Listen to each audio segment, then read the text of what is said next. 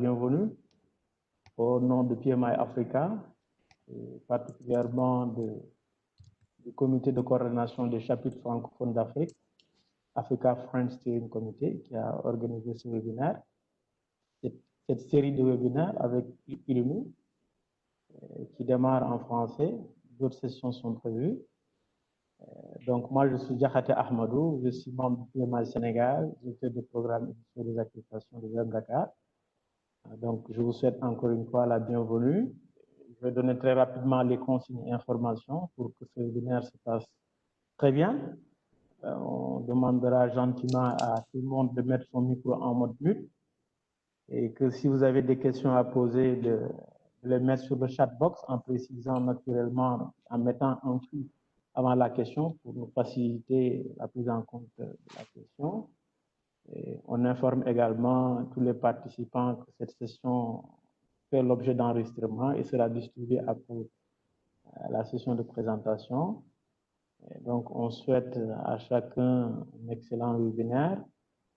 Et on attend naturellement les feedbacks. Il y aura un questionnaire qui sera envoyé à la fin de la session pour recueillir vos feedbacks. Autre élément important aussi sur ce comité-là, ça a été créé à l'initiative de PMI Afrique, c'est Africa French Steering Committee, qui est aujourd'hui de mettre en place un dispositif capable d'accompagner les chapitres francophones de région 16 et 12 dans tout ce qui est conception, support, que ce soit des webinaires pour permettre à la communauté francophone de pouvoir bénéficier des ressources disponibles à forte valeur ajoutée. L'organisation également et la création d'un newsletter en français. Le comité y travaille. On verra très prochainement le premier numéro de cette newsletter dédiée au chapitre francophone. Également, ce comité a pour responsabilité d'accompagner lors des activités liées au LIM, mais également toute forme de création de chapitres francophones au niveau des régions 16 et 12. Donc aujourd'hui, on démarre avec cette série de webinaires. D'autres sont prévus en novembre et en décembre. On invite tout le monde à s'inscrire dans ces différents webinaires. On espère que ce sera utile à toute la communauté du PMI Afrique francophone. Alors, autre élément aussi, on tient à remercier quand même nos sponsors Platinum, Centroid Technical Service, qui nous accompagnent dans ces différents webinaires. On les remercie infiniment pour leur contribution très distinguée par rapport à l'organisation de nos différentes activités. Sinon, sans tarder, je vais présenter rapidement le conférencier du jour, qui s'appelle Alexandre Baguedi, affectueusement que j'appelle Alex. Alex, je pense, est diplômé de l'enseignement supérieur sénégalais, déjà, d'abord, avec un DTS en téléinformatique, une licence en sciences informatiques à l'université Cheikh Anta Diop de Dakar. Et il a eu la chance d'évoluer très rapidement dans un environnement multinational, une société multinationale, Orange Sénégal, et dans le secteur mobile et dans le secteur des télécoms. Et c'est quelqu'un qui est passionné de l'éducation et je pense qu'il a fait sien l'adage qui dit l'éducation c'est du berceau jusqu'au tombeau. Après ces 5 années de télécom, il a continué ses études brillamment à l'université de Sherbrooke. Il a obtenu un MSc, Master of Science, une maîtrise en BI, Business Intelligence. Et il s'en est pas limité là. Il s'est développé, il s'est bonifié, il a fait des certifications. En autres, on peut citer cette certification que nous aimons tous, le PMP. Certifié PMP, c'est quelqu'un également qui est certifié Kanban Management Project niveau 1 et 2. C'est quelqu'un qui est Professional Scrum Master niveau 1 et 2 également. Et c'est quelqu'un qui est, si vous voulez, Advanced Scrum Project Owner, certifié Advanced Scrum Project Owner, certifié Discipline Agile. Et là, pour ne pas finir, il est aujourd'hui fait partie des rares, en tout cas, instructeurs certifiés par le PMI comme Discipline Agile Instructor. Donc, il fait partie de la centaine des 110 instructeurs du PMI en ce qui concerne Discipline Agile Instructor.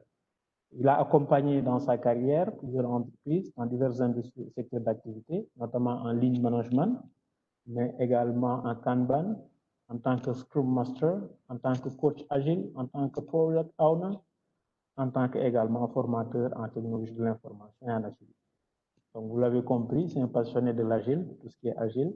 Et il a, dans ce sens-là, créé une forte communauté virtuelle agile d'Afrique francophone qui regroupe plusieurs pays et plusieurs praticiens de la gestion de projets agiles, plusieurs personnes qui ont pour partage, en tout cas, le management agile. Et par ailleurs, c'est quelqu'un, c'est un sportif de haut niveau, un athlète hors pair, je dirais, adepte des sports extrêmes. Hein. Je pense qu'il nous dira un esprit sain dans un corps sain. Je pense que c'est ça qu'il nous dira. Donc, il pratique l'athlétisme et fait des sprints de 100 à 200 mètres. Pas que seulement dans le domaine du management de projet, mais également dans le domaine du sport, il fait des sprints aussi pour 200 et de 200 mètres. Ses records personnels, hein, 60 mètres, 6 secondes 98, qui n'est pas très loin des records au niveau international, qui sont de 6,30, 6 secondes 30, 6 secondes, en tout cas 92. Ok, les deux meilleurs records, lui, il est à 98, donc ce qui n'est pas, en tout cas, ce qui est remarquable. C'est un coureur de 100 mètres qui vaut les gens comme Bolt, 100 mètres et 200 mètres. Mais au-delà de l'athlétisme également, il est parachutiste, il a sauté à plus de 3 km. Je pense que c'est quelqu'un qui aime prendre des risques. Hein? Et pour ne pas, en tout cas, pour ne pas tout dire, malgré tout, c'est un homme humble et discret qui aime partager sa passion de la gestion des projets agiles. Et il tentera, lors de ce séminaire, à répondre à la question que nous nous posons tous, qui est celle de savoir est-ce que cette pandémie nous aura-t-elle rendu plus agiles? Donc, 1h30 d'exposé interactif. Les sessions sont très interactives. OK. Je vous demande de vous mettre dans votre starting block. On va bientôt démarrer. Donc, 1h30 de session d'exposé interactif, suivi de 30 minutes de questions-réponses où, voilà, vous pouvez poser vos questions, comme on l'a dit au début, sur le chat room.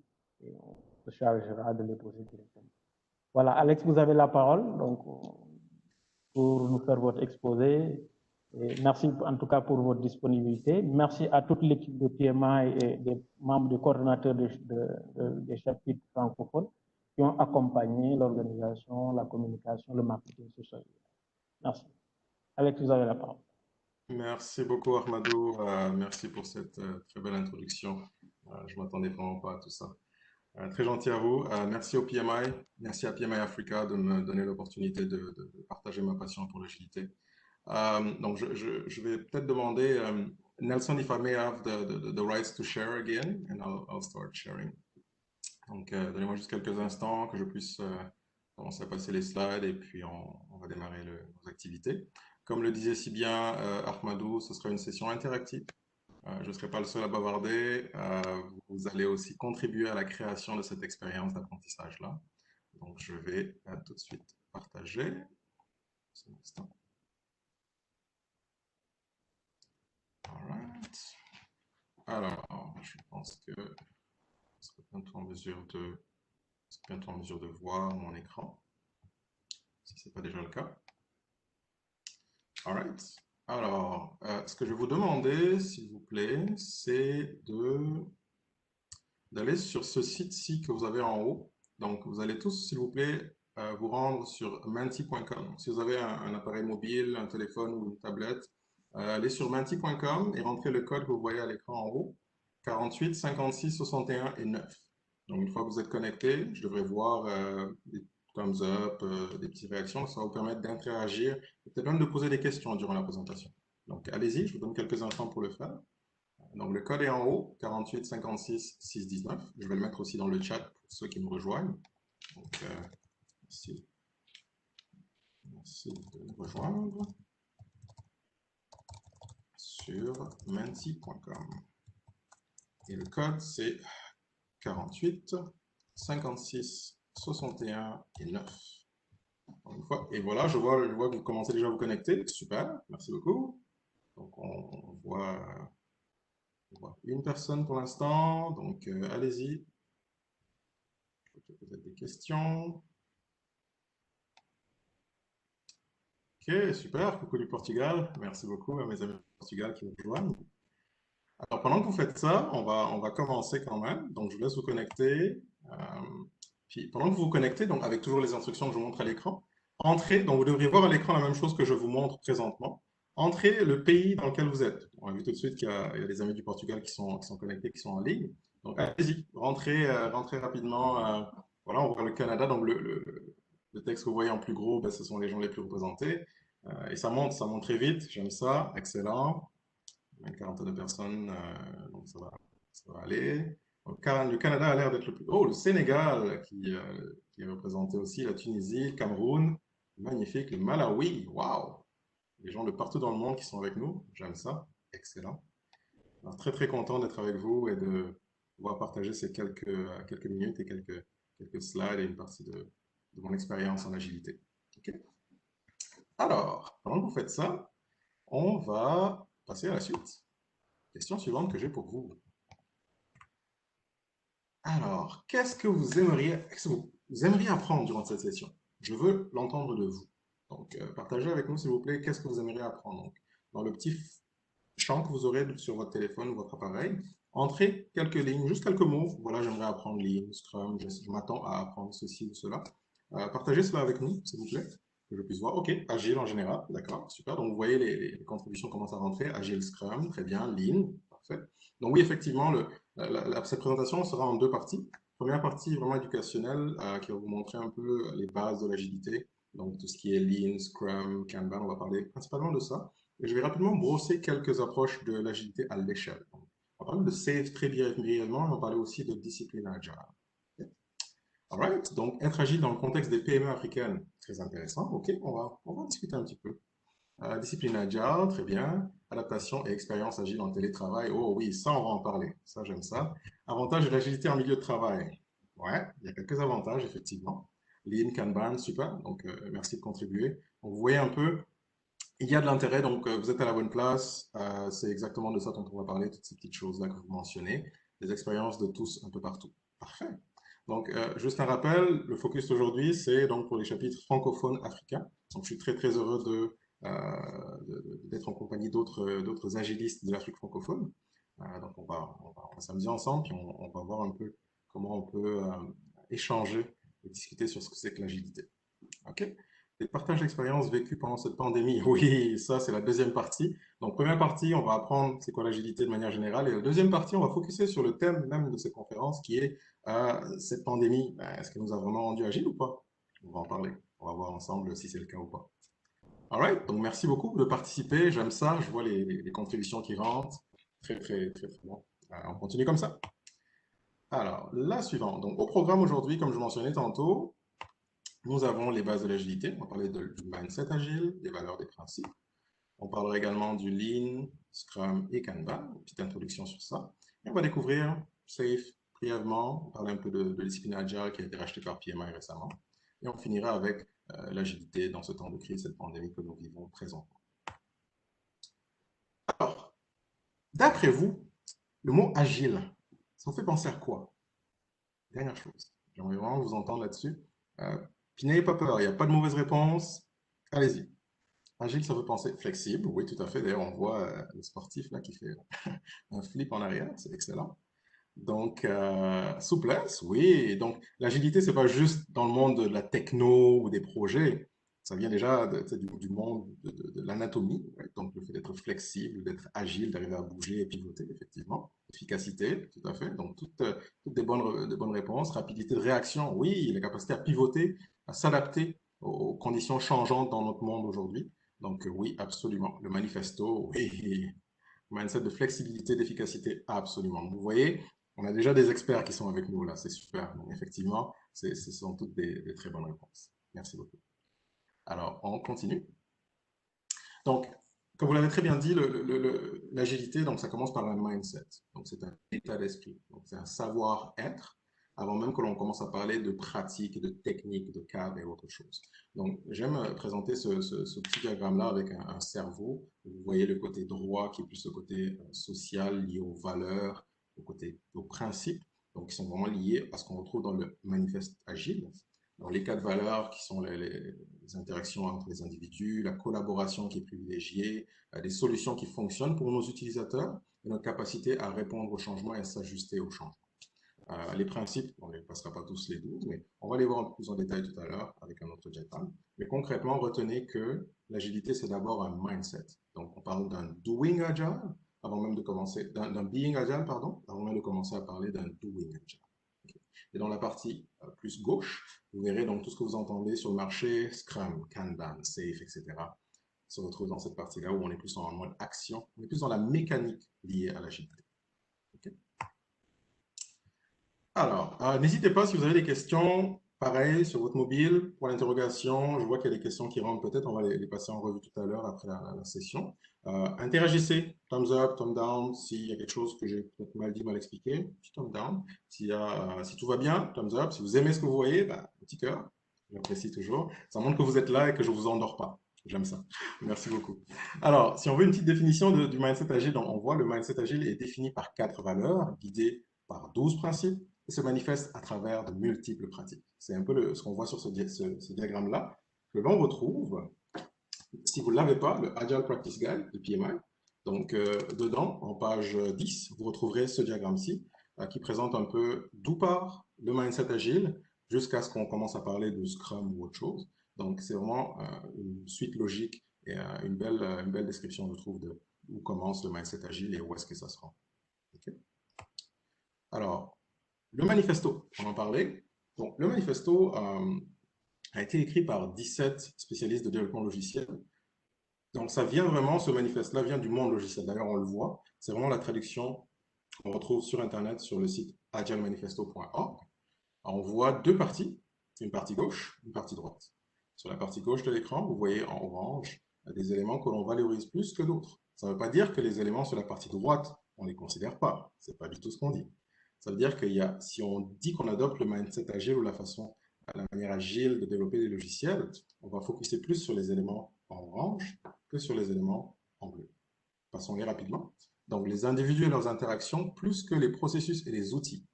Okay. Donc, j'aime beaucoup, quand je fais mes formations, mes conférences, faire le point sur la dernière ligne en bas. Les gens ne se rendent pas compte, mais c'est une ligne très importante. Nous reconnaissons la valeur des seconds éléments, mais nous privilégions les premiers. Vous voyez, les éléments en bleu sont valorisés, les éléments en orange sont juste plus valorisés. Okay. Donc, la capacité à s'adapter aux changements plutôt que de suivre un plan. Donc, voilà un peu, si on dit qu'on adopte le mindset agile, on va focuser sur ces éléments-là plutôt que les autres en bleu. J'espère que ça va toujours. Thumbs up, tout est beau. Excellent, je vois que les gens se connectent, je vois le nombre de participants qui nous rejoignent qui augmente. Excellent. Donc, si vous nous rejoignez, j'ai mis sur le chat un code. Donc, le site, c'est menti.com, menti.com. Et il y a un code, le 485661 et 9, si vous voulez interagir avec nous et participer aussi aux questions et aux discussions. Merci de le faire. On continue. Alors, on parlait des valeurs, maintenant parlons des 12 principes. On a 12 principes qui sont liés à ces valeurs-là qu'on vient de présenter. Donc, vous voyez un peu, je ne vais pas tous les passer parce qu'il y en a quand même 12 et on a beaucoup de slides à passer, mais j'aime quand même prendre le temps de faire le point sur certaines d'entre elles, comme par exemple privilégier la simplicité. On veut livrer quelque chose qui a de la valeur, on veut livrer une solution, un produit qui a de la valeur, mais en le gardant simple. Si c'est quelque chose de complexe que l'on met dans les mains de nos utilisateurs, ils ne vont peut-être pas aimer ça. Donc, gardons les choses simples si on dit qu'on est agile. Okay. On veut avancer à un rythme soutenable. On ne veut pas que l'équipe soit brûlée, on ne veut pas que l'équipe soit stressée et qu'elle ne soit plus en mesure de fonctionner après un certain temps. Donc, on veut un rythme qui est soutenable sur quand même du moyen long terme. Okay. On veut livrer fréquemment des produits opérationnels, des produits qui fonctionnent, pas juste du code. Oui, on veut générer du code, mais quelque chose qui a de la valeur aux yeux du client. Quelque chose qui va aider le client, qui va l'aider à mieux travailler, à mieux faire des choses dans sa maison, mais on veut livrer de la valeur. Okay. Et une dernière chose, accueillir le changement même tard. On ne sait jamais ce qui va se passer. Il faut être prêt à gérer ce changement-là et à l'accueillir et à s'ajuster aux besoins. Et d'adopter le mindset et les pratiques agiles nous aide justement à faire cela. All right. Alors, commençons à parler du Lean. Donc, encore une fois, même ouvrage, le Practice Guide, en page 11, vous retrouverez ce diagramme-là qui est superbe, que j'aime beaucoup, très simple, mais il décrit bien l'univers du Lean et comment le Lean est connecté à l'agilité. Okay. Okay? Donc, on voit que Kanban se trouve un peu à cheval entre le Lean et l'Agile. Donc, c'est vraiment, ça vous donne une idée de où se retrouve Scrum, qu'on voit ici. Scrumban, qui est un peu un mix qu'on voit entre Scrum et Kanban. Et donc, vous voyez la bulle d'Agile qui se retrouve dans la plus grosse bulle du Lean et la méthode Kanban qui se retrouve à cheval entre Lean et Agile. Okay. Donc, retenez ça. J'aime présenter ce diagramme-là parce que ça donne une vue plus claire de, OK, le Lean, Agile, comment c'est lié tout ça, comment c'est connecté. Voilà un peu la réponse à cette question. Alors, le Lean, un process, okay? Une série de principes. J'aime ce diagramme aussi parce qu'il vous donne un peu quelques étapes de comment, si on adopte le Lean en entreprise en général, Lean va se retrouver beaucoup dans le monde du monde manufacturier, on va dire. Qu'est-ce que ça veut dire être Lean? C'est vraiment focuser sur l'essentiel, ne pas être vraiment conservateur sur les efforts et l'énergie qu'on fournit pour livrer de la valeur. De manière vraiment très résumée, c'est ce qu'on pourrait dire. Donc, on veut d'abord justement identifier cette valeur pour le client. Qu'est-ce qui a de la valeur? Qu'est-ce qui est vraiment important aux yeux du client? Pourquoi je fournis des efforts à développer une application mobile, un site web ou n'importe quel produit? Vous l'avez dans vos poches, un téléphone, c'est un produit. Pourquoi je vais développer un produit que le client ne va pas aimer, ne va pas utiliser? Je ne veux pas faire ça. Je veux développer un produit qui va répondre à des besoins clairs, que le client sait parfois aussi que le client ne sait pas. Donc, on va créer peut-être des nouveaux besoins aux yeux du client. Donc, s'assurer de bien comprendre ce besoin-là, de le mapper, de le cartographier, de créer un flux de valeur, donc les différentes étapes qu'on va suivre pour livrer cette valeur au client et avoir aussi du feedback de nos clients. Et dans ce système-là, une fois qu'il est bâti dans nos équipes, on est capable de prendre chacun des items de travail qui va progressivement nous aider à bâtir et à créer cette valeur-là. Okay? On met rechercher la perfection ici. En fait, en d'autres termes, c'est le continuous improvement, donc l'amélioration en continu. On veut continuellement chercher des façons de faire, des façons de livrer de la valeur en continu, livrer de la valeur progressivement aux yeux de nos clients. Alors, en ligne, on parle des 8 déchets. On voit des déchets, le fait de produire trop, les temps d'attente, les délais, le non-utilisation du potentiel. Vous avez des gens super smart en entreprise. Pourquoi vous ne les utilisez pas? Pourquoi vous ne consultez pas? Pourquoi vous ne consultez pas vos équipes? Pourquoi vous n'utilisez pas l'intelligence collective de vos équipes? C'est un gâchis. Le transport, pourquoi faire des déplacements qui pourraient être évités? L'inventaire, comment vous gérez vos inventaires? Est-ce que vous avez trop d'inventaire?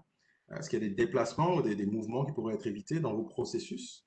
Donc, c'est vraiment, et ce que j'aime ici, c'est que si vous lisez un peu les premières lettres, ça vous fait downtime.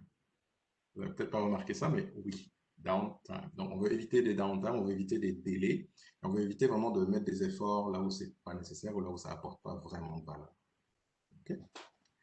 All right? Ça va jusque-là? Toujours avec moi? Thumbs up? J'espère. Tout va bien? OK. Je vois qu'il y a des réactions. Excellent. Donc, encore une fois, menti.com. Le code, c'est 485661. Menti.com. E-N-T-I.com. Magnifique. Excellent. Les thumbs up qui rentrent. Merci beaucoup. J'aime ça, j'aime ça. Alors, parlons du monde dans lequel on évolue. On appelle ça un monde VUCA. Qu'est-ce que ça veut dire, VUCA? Le monde est volatile. Écoutez, ça change du jour au lendemain, on ne sait pas qu'est-ce qui se passe. Incertain. On n'est jamais sûr de ce qui va arriver demain. On ne s'attendait pas au Covid, à la pandémie, on ne s'attendait pas à ça. On ne sait pas de quoi demain est fait, quelles vont être les retombées de cette pandémie. On ne le sait pas. Mais on veut être équipé pour pouvoir faire face à ce qui s'en vient, aux changements qui arrivent bientôt. La complexité, ça on va en parler dans quelques slides. Et l'ambiguïté. Parfois les choses ne sont pas très claires. D'ailleurs, c'est ce dont on parle dans la prochaine slide ici. Une petite matrice que j'aime bien, qui décrit un peu le lien entre ces différents éléments-là. Donc, vous voyez, on évalue à quel point nos actions sont rentables. Est-ce que ces actions-là vont vraiment nous apporter quelque chose, nous, comme entreprise, ou pas? Et quel est le niveau de compréhension qu'on a de la situation? On vit quelque chose, est-ce qu'on le comprend? Est-ce que les choses sont claires? Est-ce que les enjeux, les pièces qui bougent dans cette situation, est-ce qu'ils sont clairs et comprises? Pas toujours. Donc, vous voyez un peu entre le plus et le moins. On va parler de complexité avec différents facteurs de décision, de volatilité, d'ambiguïté, d'incertitude. Donc, c'est un peu VUCA, mais en français. Okay. Si je reviens quelques secondes sur la précédente, donc, si on parle d'un monde VUCA, on veut plutôt passer à un monde VUCA, mais dans un autre sens. On va avoir une vision plus claire, une compréhension plus claire, une clarté, et l'agilité, justement, va nous permettre de dealer avec toute cette ambiguïté. All right. Le modèle de complexité de Stacy. On l'a dit tantôt, on vit dans un monde complexe, pas facile. En fonction de la situation, le contexte dans lequel vous êtes, ce modèle-là de complexité va vous orienter un peu, vous dire, OK, vous avez des requis que vous comprenez, ou peut-être que vous comprenez plus ou moins. Votre technologie est peut-être claire, ou peut-être qu'elle est très innovatrice et vous découvrez encore des choses. En fonction de votre contexte, en fonction de votre réalité, vous aurez différentes approches qui sont disponibles à vous. Donc, voyez-le comme un peu une boîte à outils. Si dans votre boîte à outils, tout ce que vous avez, c'est un marteau, il n'y aurait que des clous. Donc, le jour où vous allez faire face à un tournevis, comment vous allez faire? Donc, assurez-vous d'avoir quand même plus qu'un seul outil dans votre boîte à outils, comme chargé de projet, comme innovateur, comme leader de projet. C'est toujours bien d'avoir plus qu'un seul outil dans votre boîte à outils. Si tout ce que vous faites présentement, c'est du waterfall, commencez à regarder un peu les alternatives. J'ai eu la chance de commencer ma carrière comme chargé de projet il y a 10 ans de cela. Et je l'ai vécu, la frustration et les défis qu'on vit sur un projet qui ne marche pas, qui n'avance pas, on n'arrive pas à livrer. Mais essayez de voir, il y a peut-être une façon différente de gérer le risque, de gérer votre plan, gérer vos parties prenantes même, de recueillir du feedback de ces parties prenantes. Essayez d'étudier un peu les alternatives que vous avez sur le marché. Il y en a pas mal. Donc, ce diagramme-là, ce modèle de complexité de Stacy, nous présente un peu quelques idées, quelques approches en fonction de la situation, si elle est complexe, si elle est chaotique. On voit ici, pour chaotique, c'est Kanban qui est recommandé, mais à voir. Je voulais faire un petit parallèle entre les projets et les produits. Très important, je pense, parce que tout le monde gère des projets, ça fait des siècles qu'on le fait, ça fait un bon moment qu'on le fait. Mais juste faire un parallèle entre la gestion de projet et la gestion de produit. Un projet, qu'est-ce que c'est? Une initiative qui a un début, une fin, un budget qu'on connaît, des parties prenantes, etc. Par contre, un produit, on sait quand ça commence, on ne sait pas quand ça finit. Tout le monde se rappelle du iPhone quand il a commencé il y a quelques années, c'était l'iPhone 3. Là, on est rendu au iPhone 12, je ne sais pas combien, j'ai perdu le compte. Là, mais vous voyez un peu que ça a une durée de vie et ça dure longtemps. Et on peut dire peut-être que chacun des iPhones, chacune des versions du iPhone a été un projet. Ouais. Donc, je voulais juste attirer votre attention sur un peu la différence entre un projet et un produit et comment les deux sont gérés. Le projet va être géré plus de manière traditionnelle, avec ce qu'on appelle le waterfall, tandis qu'un produit va être plus en mode agile en général. All right, je vois les thumbs up. Est-ce que tout va bien toujours? Tout est beau? Excellent. Parfait. On continue. Et le nombre d'invités augmente. J'aime ça, j'aime ça. Nice. Alors, je vais passer quelques secondes sur ce triangle-là. Tous les project managers, je sais qu'on a d'excellents project managers sur la ligne aujourd'hui, même des PMP, des PFMP ou des PGMP. Vous devez sûrement connaître ça. Le Iron Triangle, le triangle de fer, avec les trois parties de... Oui, je vois les thumbs up. Donc, oui, thumbs up si vous connaissez, vous savez de quoi je parle. Donc, peut-être que vous ne saviez pas, mais il y a aussi un triangle dans le monde de l'agilité. Donc, si vous avez un projet waterfall, en général, votre Iron Triangle va être le premier que vous voyez, le waterfall, avec les deux sections. Une partie est fixée, une partie est estimée. Lorsqu'on travaille sur un projet traditionnel, on va savoir combien de temps on est supposé, dans combien de temps on est supposé livrer, quelles sont les ressources, qui sont les gens dont on a besoin, on le sait. On a un estimé en réalité, mais ce qui est fixé, c'est le scope. On a des requis, le scope est clair, on sait que notre projet, c'est ça qu'on veut bâtir. Ça, c'est fixé, c'est clair. Mais les ressources, les gens dont on a besoin, c'est plus estimé. En fait. Tandis qu'en agilité, notre scope est estimé, parce qu'on va gérer une période un peu plus courte. On va se dire à peu près, je pense que dans cette période-là, je suis capable de livrer ça. Et ce qui est fixé, c'est, j'ai une time box, d'ailleurs on le voit, la partie time. On a une fenêtre de temps, une fenêtre durant laquelle on focus sur un scope qui est déjà estimé. Et on sait aussi qu'on a tel membre d'équipe qui sont là pour focuser sur ce livrable-là et mettre les efforts pendant une période donnée et livrer de la valeur à la fin de cette période. All right. Continuons. Si je ne me trompe pas, on a maintenant une question. Alors, oui, ce ne sera pas juste une présentation, je vais vous mettre un peu en compétition. On a vu qu'il y a beaucoup de pays qui sont en ligne, on a plus d'une cinquantaine de personnes en ligne présentement, c'est excellent, merci de nous rejoindre. Alors, je veux voir un peu, je vais vous tester, je veux voir un peu ce que vous en savez sur l'agilité. Donc, un petit quiz, je vous ai prévu 5 questions durant cette présentation-là. On va voir quel pays va l'emporter. J'espère que vous êtes prêts pour la compétition. Donc, j'en vois 21, donc je vais donner, allez, 10 secondes aux autres pour se connecter. Et dès que j'arrive à 30, on va démarrer ça. Donc, s'il vous plaît, connectez-vous, joignez-nous. Pour y arriver, vous voyez, les instructions sont en haut. Menti.com, rentrez le code 48 56 61 et 9. Donc, encore une fois, menti.com, 48 56 61 et 9, c'est le code. Et je l'ai mis aussi dans le chat sur Webex si vous le cherchez. Donc, j'envoie 24, 23. Allez-y, allez, je veux au moins donner la chance au maximum de participer à cette belle compétition et de prouver votre savoir de l'agilité. Et on va démarrer le quiz dans un instant, une fois que j'ai atteint. Wouhou! Yay! Génial, génial, j'aime ça. All right. Allez, encore, juste 3. Allez, s'il vous plaît, allez-y, allez-y. Je vous donne un peu de... Il manque juste 3. Je veux au moins en avoir 30. Ce serait bien. Allez! On a une soixantaine présentement en ligne. Je veux au moins avoir la moitié qui est connectée. Donc, s'il vous plaît, si ce n'est pas le cas, connectez-vous. Soyez pas timide. All right. Bon, ben, je vous laisse vous connecter. Pendant que vous faites ça, on va démarrer. Le plus vite vous répondez, plus vous aurez de points. Plus vite vous répondez, plus vous aurez de points. Donc, voici la première question. Dans un contexte agile, que signifie l'acronyme MVP? Selon vous, vous avez 30 secondes par question. 30 secondes par question. Et je vois les réponses qui rentrent. Vous voyez sur le côté. Vous êtes rapide? Waouh! C'est super ça. 15 secondes. 10 secondes. All right, on y est presque. Voyons voir ce que vous avez répondu dans 3, 2, 1. Et le temps est écoulé. Alors, je pense qu'il n'y a que 8 personnes qui ont eu la bonne réponse. Ce n'est pas Maximum Value Project, c'est Minimum Valuable Product. Et on va voir tout de suite qu'est-ce que c'est. Mais avant ça, voyons le classement. De quoi ça a l'air présentement le classement? Oh, on a Eric qui est en tête. Alors, Eric, je ne sais pas de quel pays vous êtes, mais juste marquez-le dans le chat qu'on puisse savoir quel pays est en tête actuellement. Good job, Eric. Et Imen également en deuxième et Ginny, Mariama en quatrième. Merci de participer, les amis. Super. Et n'hésitez pas, vous avez encore 4 autres questions durant la présentation. Il y en a d'autres qui arrivent bientôt. Il y en a 5 au total. On va voir qui va gagner ce tournoi-là. On continue. Alors, le MVP, comme je vous disais, Minimum Viable Product, qu'est-ce que c'est? En fait, vous bâtissez un produit, vous avez une idée, vous voulez créer quelque chose qui va amener de la valeur et faire une différence dans la vie de votre client.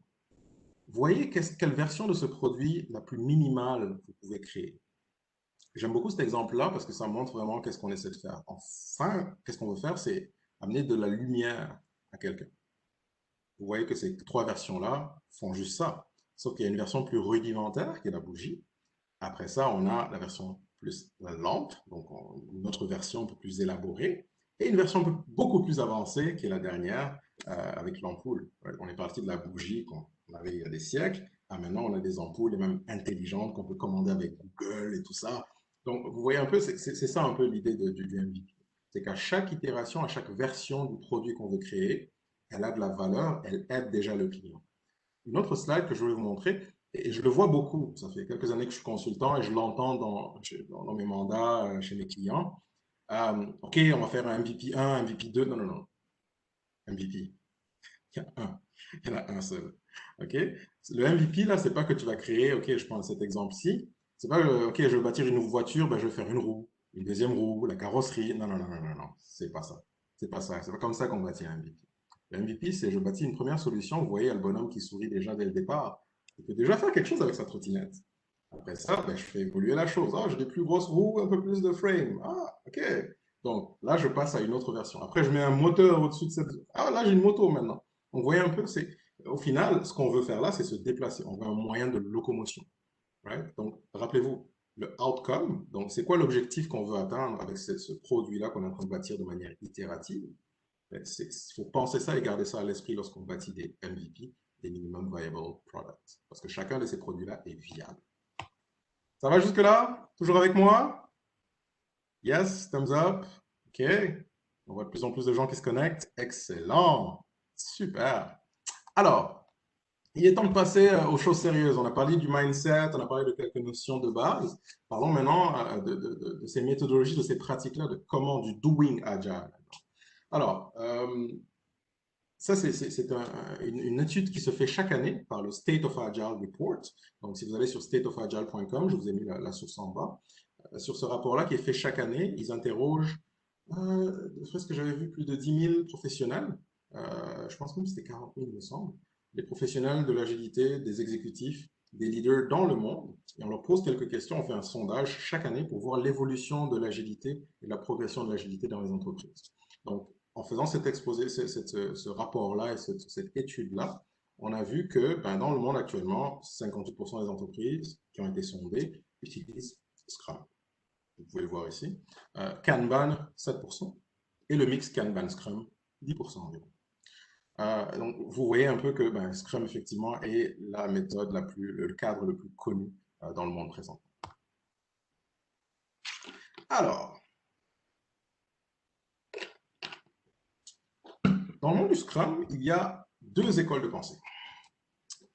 Vous avez Scrum.org, Scrum Alliance. Ce sont les deux leaders. Il y en a d'autres, bien entendu, d'autres écoles, d'autres entreprises, un peu moins connues peut-être, qui offrent aussi de la formation. Mais je tenais à faire un peu la lumière sur ces deux-là. Pourquoi? Parce que, tout simplement, les deux créateurs du cadre Scrum, du guide Scrum qu'on voit ici, qui sont ici sur la gauche, Jeff Sutherland et Ken Schwaber sur la droite. Donc, ce sont les deux créateurs du Scrum Guide, donc du guide Scrum, du cadre Scrum. En fait. Et là, on voit un peu la couverture du cadre Scrum, donc le guide Scrum, le Scrum Guide, il n'y en a qu'un seul, qui est partagé par ces deux écoles de pensée-là et ces deux créateurs. Pour information, spoiler, on a bientôt une version 2020 du Scrum Guide qui arrive. Donc, restez à l'affût, restez à l'écoute. Le guide va changer. Ça, c'est la version 2017 qu'on utilise actuellement depuis bientôt 3 ans.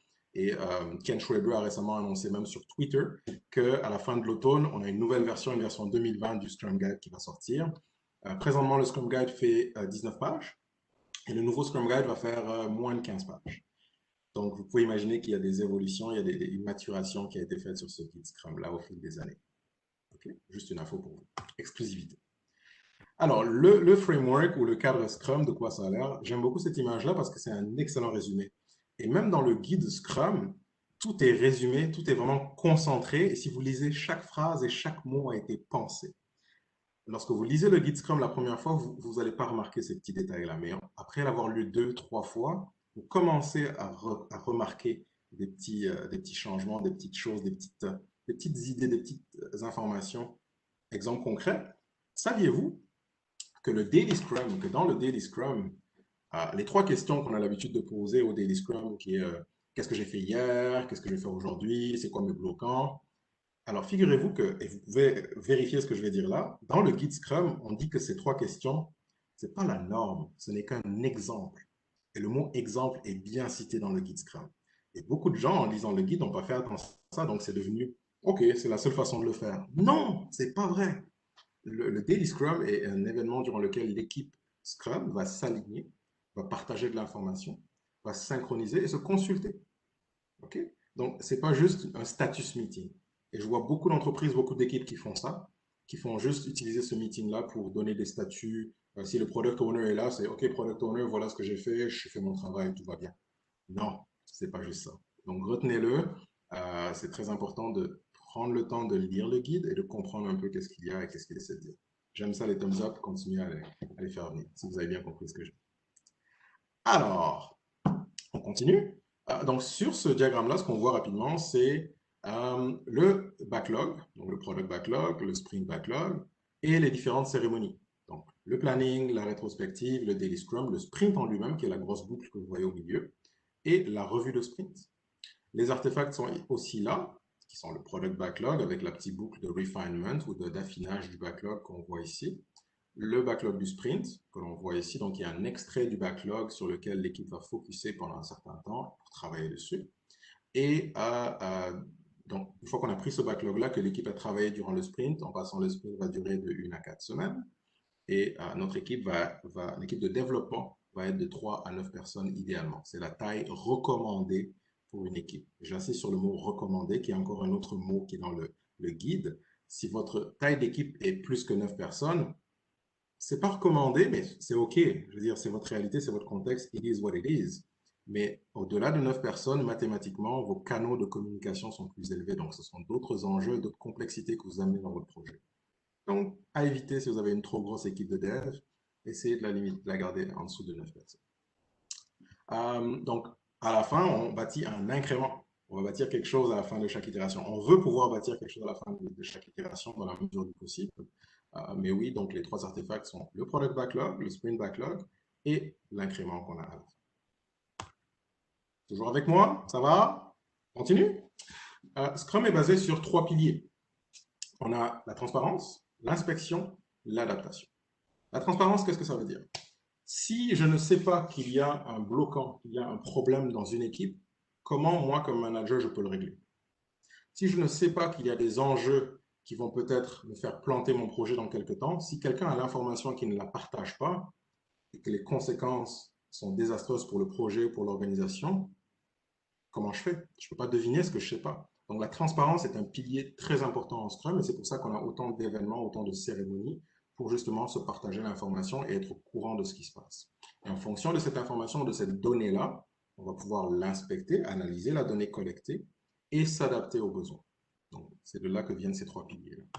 Et ces 3 piliers-là aussi sont liés à des valeurs très importantes, le courage, le focus, l'engagement, le respect et l'ouverture. On va être ouvert au changement, ouvert aux opinions des gens dans l'équipe. On va s'assurer qu'on focus sur les bonnes choses durant le sprint pour livrer de la valeur et respecter, tout en se respectant les uns les autres et en livrant de la valeur, encore une fois, à nos clients. Membre de l'équipe, rapidement, je l'ai déjà mentionné, Product Owner, Scrum Master, l'équipe de dev. Donc, le Product Owner, très, très important rôle, c'est un peu le capitaine du bateau. C'est lui qui va nous orienter, va nous aider à livrer et à apporter ces choses de valeur, ces éléments le plus tôt possible, tout en limitant le risque et en maximisant le retour sur investissement. Le Scrum Master va jouer le rôle de coach. On va voir un peu tout à l'heure les différents chapeaux que cette personne va porter. Mais le Scrum Master joue un rôle très important aussi, dans le sens où il comprend le framework et il va aider l'équipe à naviguer à travers ce type-là. Et l'équipe de développement qui est chargée de faire de cette vision-là une réalité sous le leadership de ces deux rôles-là, le Product Owner et le Scrum Master. Donc, rapidement, le Product Owner, qu'est-ce qu'il fait? En général, ça va être une personne, pas plusieurs, une personne. Partager sa vision, s'assurer qu'on maximise la valeur du produit et qu'on maximise aussi le retour sur investissement le plus tôt possible. Et c'est lui qui va décider de quand est-ce qu'on doit livrer quoi, etc. Et lui va vraiment jouer le rôle de pont entre l'équipe Scrum et les gens en dehors de l'équipe Scrum.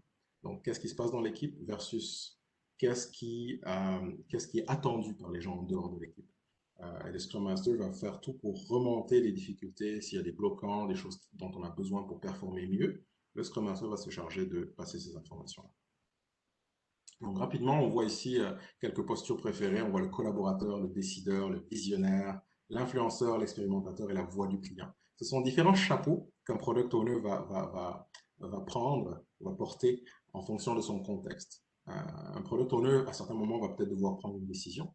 Parfois, il va devoir partager sa vision. On voit ici le petit icône, le petit bonhomme qui fait penser à Steve Jobs. C'est quelqu'un qui a pu partager sa vision. Un Product Owner va jouer différents rôles en fonction de la période du moment du projet. Alors, Scrum Master, rapidement, un Scrum Master et le rôle du Scrum Master et celui du Project Manager sont différents. C'est pas la même chose.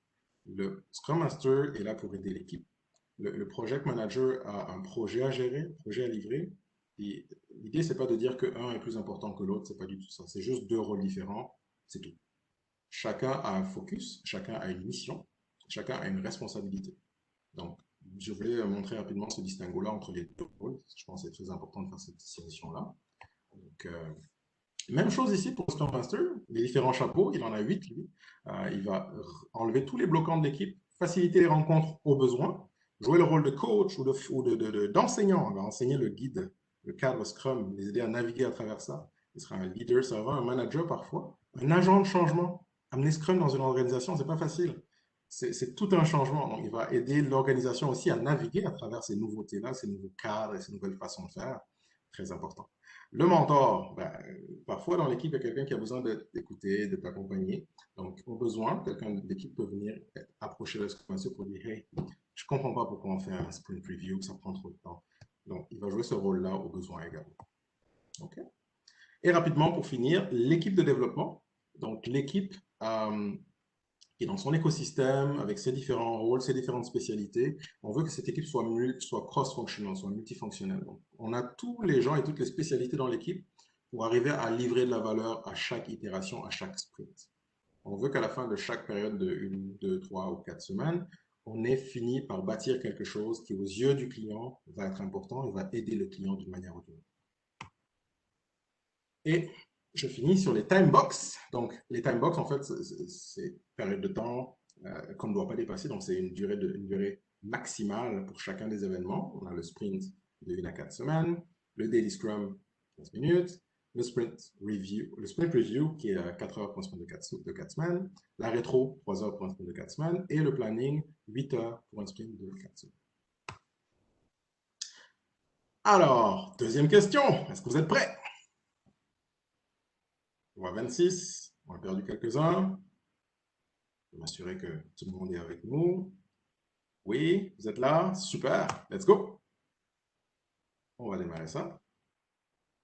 Encore une fois, les plus rapides gagnent plus de points. Selon le guide, quelle est la durée maximale d'un sprint review pour un sprint de 4 semaines? Je viens de vous donner la réponse il y a quelques minutes. Donc, si vous avez écouté, vous devriez avoir cette réponse-là correctement. Il vous reste 10 secondes.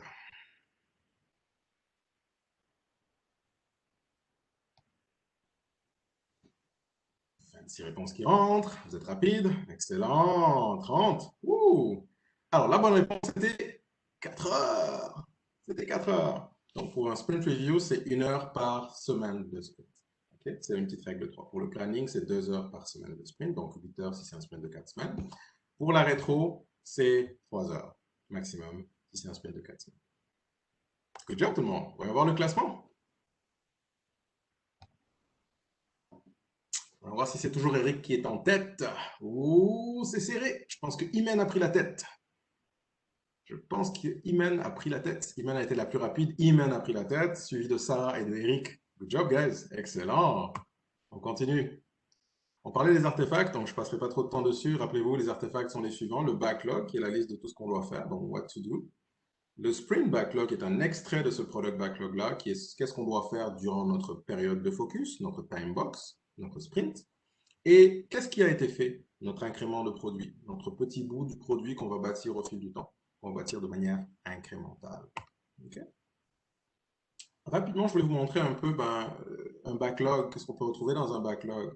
Vous avez des épiques qui sont des gros morceaux, un ensemble de beaucoup d'items qu'on veut livrer avec un objectif quand même. Là, on veut parler de création d'un panier d'achat. Okay? Donc, vous êtes sur un site de e-commerce, vous voulez créer un panier d'achat. Il y a plusieurs choses à faire. Dans le panier d'achat, vous avez la partie paiement, vous avez la partie collecte d'informations du client. Donc, ces deux éléments-là que je viens d'indiquer, c'est deux stories, ce qu'on appelle des récits, qu'on pourrait ajouter dans notre backlog. Okay? Et à chaque récit, on pourrait attacher des sous-tâches que l'on voit ici. Donc, c'est juste une représentation de la hiérarchie des différents items avec différents niveaux d'effort pour chacune des couches que l'on voit à l'écran. Donc, le thème global, c'est qu'on veut bâtir un site web de e-commerce, un épique qui est un groupe de plusieurs stories en général. Et à chaque story, on va rattacher des sous-tâches. All right, continuons. Un récit utilisateur, donc une user story. Voici un peu le format. Si vous n'avez jamais vu une user story, ça ressemble à ceci. En tant que moi, l'utilisateur, j'ai besoin de telle fonctionnalité afin d'avoir tel avantage. Donc, on parle encore une fois de valeur ajoutée. Donc, voilà qu'est-ce que ça va m'apporter si tu me donnes ceci, moi, l'utilisateur. Et pour vérifier que j'ai bien reçu ce que je voulais, j'ai ce qu'on appelle des critères d'acceptation qui sont documentés dans la deuxième partie de notre user story. Okay. Si vous n'avez jamais entendu cet acronyme-là, retenez-le. INVEST. Une story ou un item du backlog doit être indépendant. On va éviter qu'il y ait des dépendances entre un requis, une partie du requis puis un autre, dans la mesure du possible, encore une fois, j'insiste, dans la mesure du possible. On doit être flexible un peu, il faut que ce soit négociable, il faut qu'il y ait de la valeur. Encore une fois, le thème de valeur qui revient, je le répète encore et encore. Je dois être capable de l'estimer. Si c'est trop gros, que je ne suis pas capable de l'estimer, c'est très difficile. Il doit être assez petit, il doit pouvoir fitter, il doit pouvoir rentrer dans notre itération et être développé dans la fenêtre de temps de notre itération. Et je dois pouvoir aussi le tester et m'assurer que ce que je voulais bâtir a bien été bâti et répond aux attentes de nos clients. La méthode, la technique Moscou. Vous avez un backlog avec plein de choses à faire. Tout est prioritaire. Je ne sais pas si vous l'avez déjà vécu, vous parlez à vos clients, ils vous disent « Ouais, tout est prioritaire. Je veux tout pour demain. » Non, je veux tout pour hier, en fait. Ben, écoutez, il faut quand même prioriser notre backlog et savoir sur quoi on doit se concentrer, où est-ce qu'on doit mettre nos efforts prioritairement. Alors, la méthode Moscow, comme vous pouvez voir à l'écran, c'est must have, should have, could have, and won't have. Donc, must have, c'est quoi? Ce sont les choses de priorité numéro un, top priorité. Il faut absolument que ce soit là. Si c'est pas là, ben, est-ce que vous imaginez de nos jours avoir un iPhone sans caméra? C'est un must have maintenant, right? Should have, ben, je dirais il faut qu'il y ait un écran tactile, right? Donc, c'est juste pour donner des exemples. Could have, c'est quelque chose, c'est bon, c'est un nice to have. Si je l'ai, c'est bon. Si je ne l'ai pas, c'est pas grave. Et won't have, écoutez, en général, c'est un won't have for now. Pour l'instant, j'en ai pas besoin, mais garde-le dans le backlog. Peut-être que dans quelques temps, qui sait, j'en aurai peut-être besoin. Donc, c'est pas won't have forever, c'est won't have for now. All right, il est temps de regarder une petite vidéo. So I'm going to ask my friend, let me try Nelson, I'm going to try. If it doesn't work, I'll give it back to you. But I'm going to try. Donc je vais vous montrer une petite vidéo qui montre un peu le décalage qui existe parfois entre ce que le client attend et ce qui est livré à la fin. On va essayer ça, je vais voir si ça fonctionne. Si ça ne marche pas, on va switcher à nos amis du PMI. Ça a l'air de marcher. So, je vous laisse regarder ça, ça ne dure pas longtemps.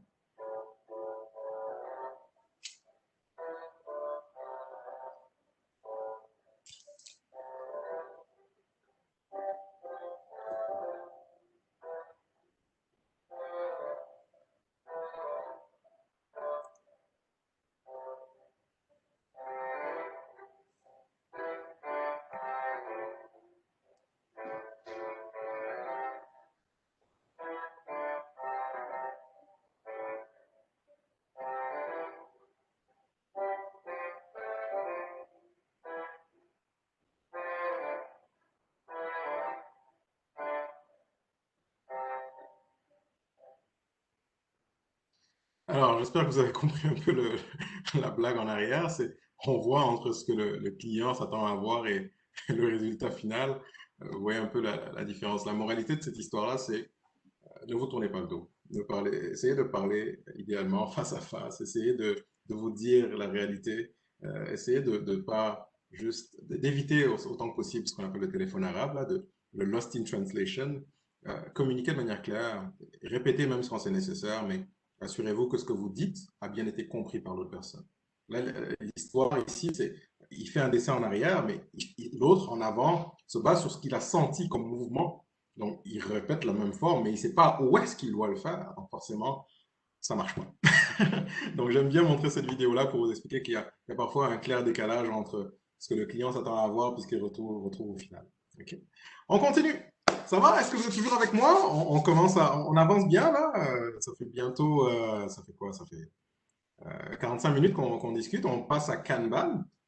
Ça va aller un peu plus vite, mais n'hésitez pas. Mettez vos questions dans le chat. Mettez-les également dans Menti. On va les passer. J'en vois 10 qui sont déjà rentrés. Donc, je répondrai aux questions, vous en faites pas. Je vais passer à travers les slides. Il ne reste pas beaucoup de choses, mais je pense que ça va bien aller. Puis je prendrai le temps, bien sûr, de répondre à vos questions tout à l'heure. Toujours avec moi? J'espère que ça va. On continue. Alors, encore une fois, si vous n'êtes pas encore sur Menti, s'il vous plaît, rejoignez-nous. Interagissez avec la présentation, les thumbs up et tout ça. Vous avez menti.com, c'est écrit juste en haut. 48 56 61 et 9. C'est le code à rentrer quand vous allez sur menti.com. Parlons maintenant de Kanban. Donc, ce que vous avez là à l'écran, c'est un Kanban. C'est quoi un Kanban? Ça sert à quoi? Alors, Kanban, sachez que c'est parti un peu du monde du Lean. Vous vous rappelez tout à l'heure le petit diagramme qu'on a vu avec Kanban qui est à cheval entre Lean et Agile. Toyota est l'entreprise Lean la plus connue au monde et elle utilise justement Kanban pour faire du just-in-time. Donc, à quel moment est-ce qu'une pièce arrive sur sa plateforme pour être montée sur la voiture? C'est à l'aide de Kanban, d'un système Kanban, que Toyota gère toutes les voitures. Donc, si vous conduisez une Toyota, ben, ça a été fait en Kanban. Donc, sachez-le. All right? Et on voit que ça ne date pas d'hier. Hein. Le mindset agile a commencé depuis les années 50. Donc, ce n'est pas une nouveauté. Alors, une petite histoire ici. Le jardin impérial de Tokyo, à l'entrée, vous recevrez des tickets comme cela. Vous voyez, c'est marqué d'ailleurs, please return this ticket at the exit. Okay? Donc, à l'entrée, ils vous donnent un ticket et ils ont un lot de tickets limité. Chaque personne qui rentre dans le parc reçoit le ticket, le garde, c'est son expérience dans le parc, il regarde des belles fleurs et tout ça, et il ressort. Et le parc, ce jardin-là, ils savent que pour avoir une bonne expérience, il y a un nombre limité, un nombre maximum de gens qui peuvent prendre. Au-delà de ce nombre-là, l'expérience n'est plus bonne. Donc, ils ont donné ce nombre limité de tickets-là aux gens, aux visiteurs, et à la fin, ils leur redonnent ça. C'est un système Kanban, c'est un système de gestion de flux de ces visiteurs-là. Donc, je prends mon ticket, je vois moi qui suis à l'entrée, qui accueille les clients, je vois que j'ai mon lot qui descend au fur et à mesure. Et quand il n'y a plus de tickets, plus personne ne peut rentrer. C'est juste ça. Et lorsque les gens sortent, ils remettent le ticket, donc ça donne l'opportunité à quelqu'un d'autre de venir rentrer et profiter aussi du Kanban. Donc, un système Kanban très très simple. Je vous donnerai un autre exemple de Kanban dans un instant. Alors, comment ça marche Kanban? Donc, comment je peux dire que je fais du Kanban? Il y a des pratiques clés, il y en a 6 principalement qu'on retrouve en Kanban. Si jamais le sujet du Kanban vous intéresse, je vous recommande un livre super intéressant qui s'appelle le Essential Kanban Condensed. Un tout petit livre, vous pouvez voir, c'est tout petit, mais concentré de bonnes choses. Il vous explique tout ce que vous devez savoir, je pense, selon moi, sur Kanban. Essayez ça. Et d'ailleurs, sur la couverture même, on voit déjà ces 6 pratiques-là, qui sont la visualisation. Vous vous rappelez tout à l'heure en Scrum, on parlait de transparence. Si je ne vois pas où est-ce qu'on en est, comment je sais qu'est-ce qui se passe? Right? On veut visualiser, on veut limiter le work in progress. Une autre façon de dire ça, on veut focuser sur peu de choses. On revoit encore la connexion avec Scrum, l'autre pratique de tout à l'heure. On veut limiter le work in progress. On veut manager le flux. Si par jour je reçois 1000 requêtes à moi tout seul, c'est pas un flux que je peux gérer. Donc, on veut pouvoir gérer ce flux-là de requêtes qui tombent sur les équipes pour pouvoir offrir une meilleure qualité de service. Okay? On veut mettre les politiques explicites. Qu'est-ce que ça veut dire? On veut expliquer comment est-ce qu'on fonctionne comme équipe en utilisant ce système Kanban. On veut recueillir du feedback le plus vite possible. Donc, il faut qu'il y ait des boucles de rétroaction, il faut qu'il y ait des opportunités de recevoir ce feedback-là et de savoir qu'est-ce qui marche bien, qu'est-ce qui marche moins bien. Donc, c'est ce qu'on appelle les feedback loops. Et enfin, ben, comme en ligne, hein, on veut s'améliorer de manière continue, mais on veut le faire en équipe. On veut s'améliorer de manière collaborative. Je ne veux pas m'améliorer tout seul. Je veux aussi que d'autres puissent venir me challenger, me dire, hey Alex, ce que tu fais, ça ne marche pas. Voilà, j'ai une meilleure façon de le faire. Donc, c'est ce que ça veut dire. Donc, ce continuous improvement-là se fait aussi en équipe dans un système Kanban. Ce que je voulais montrer ici se retrouve également dans le livre dont je vous parlais. Pareil, vous avez des cérémonies, donc des événements en fait en Scrum. Vous en avez aussi en Kanban. On voit ces sets-là. On a une revue des risques et la fréquence qu'on voit sur le côté ici, mensuelle, journalière. Ça, c'est un peu l'équivalent de notre daily Scrum. On voit, il y a des rencontres générales. Donc, si vous pensez qu'il n'y a pas de rencontres, il n'y a pas de réunions, d'événements, il y en a. Il y en a bel et bien en Kanban. C'est pas parce que je fais du Kanban que je ne dois pas faire ces choses-là. Il y en a. Et les voici. C'est juste quelques exemples, mais l'idée, c'est d'avoir des rencontres régulières durant lesquelles on voit notre approche, notre stratégie, on revoit nos risques, on planifie. Toutes ces rencontres-là sont ici. OK? Les rôles. On retrouve 2 rôles principaux en Kanban, et ces rôles-là sont liés même à la structure de notre tableau, de notre Kanban. On voit d'abord le request manager, le gestionnaire des requêtes, donc tout ce qui rentre dans le tuyau Kanban, et un gestionnaire de ce qui sort, donc le delivery manager, donc le responsable de ce qui est livré. Et pourquoi on a ces 2 rôles-là? C'est la structure même d'un Kanban. Dans tout Kanban que vous verrez, il y a 2 points importants. Le commitment point, ce qu'on voit ici, qui est cette ligne-là de démarcation qui sépare une partie gauche ici du reste, qu'on appelle le commitment point, encore une fois, et le delivery point, qui est la dernière partie, la fin du funnel, la fin des efforts que l'équipe a fournis. Donc là, c'est ce qu'on appelle le upstream, et là, c'est la partie delivery plus, la partie livraison. Donc c'est là que l'équipe travaille, donc il y a du travail qui est en cours. Les chiffres en rouge que vous voyez là, c'est ce qu'on appelle la WIP limit. Donc, qu'est-ce que ça veut dire? Dans cette colonne proposal-là, je ne peux pas avoir plus que 4 tickets. Là, j'en ai 3, c'est parfait. Mais je ne peux pas avoir plus que 4 tickets. Si j'en ai plus que 4, mon équipe est déjà overload, elle en a trop, ça ne marche pas.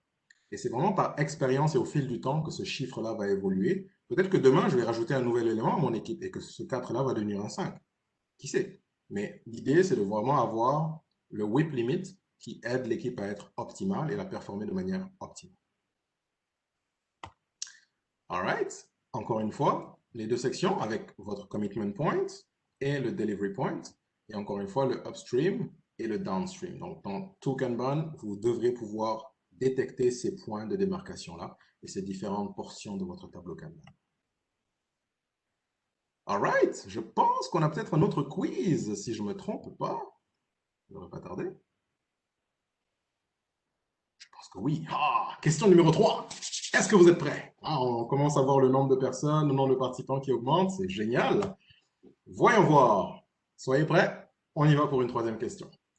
Kanban vient du Japon. Et en passant, Kanban veut dire visual sign ou signe visuel ou même billboard.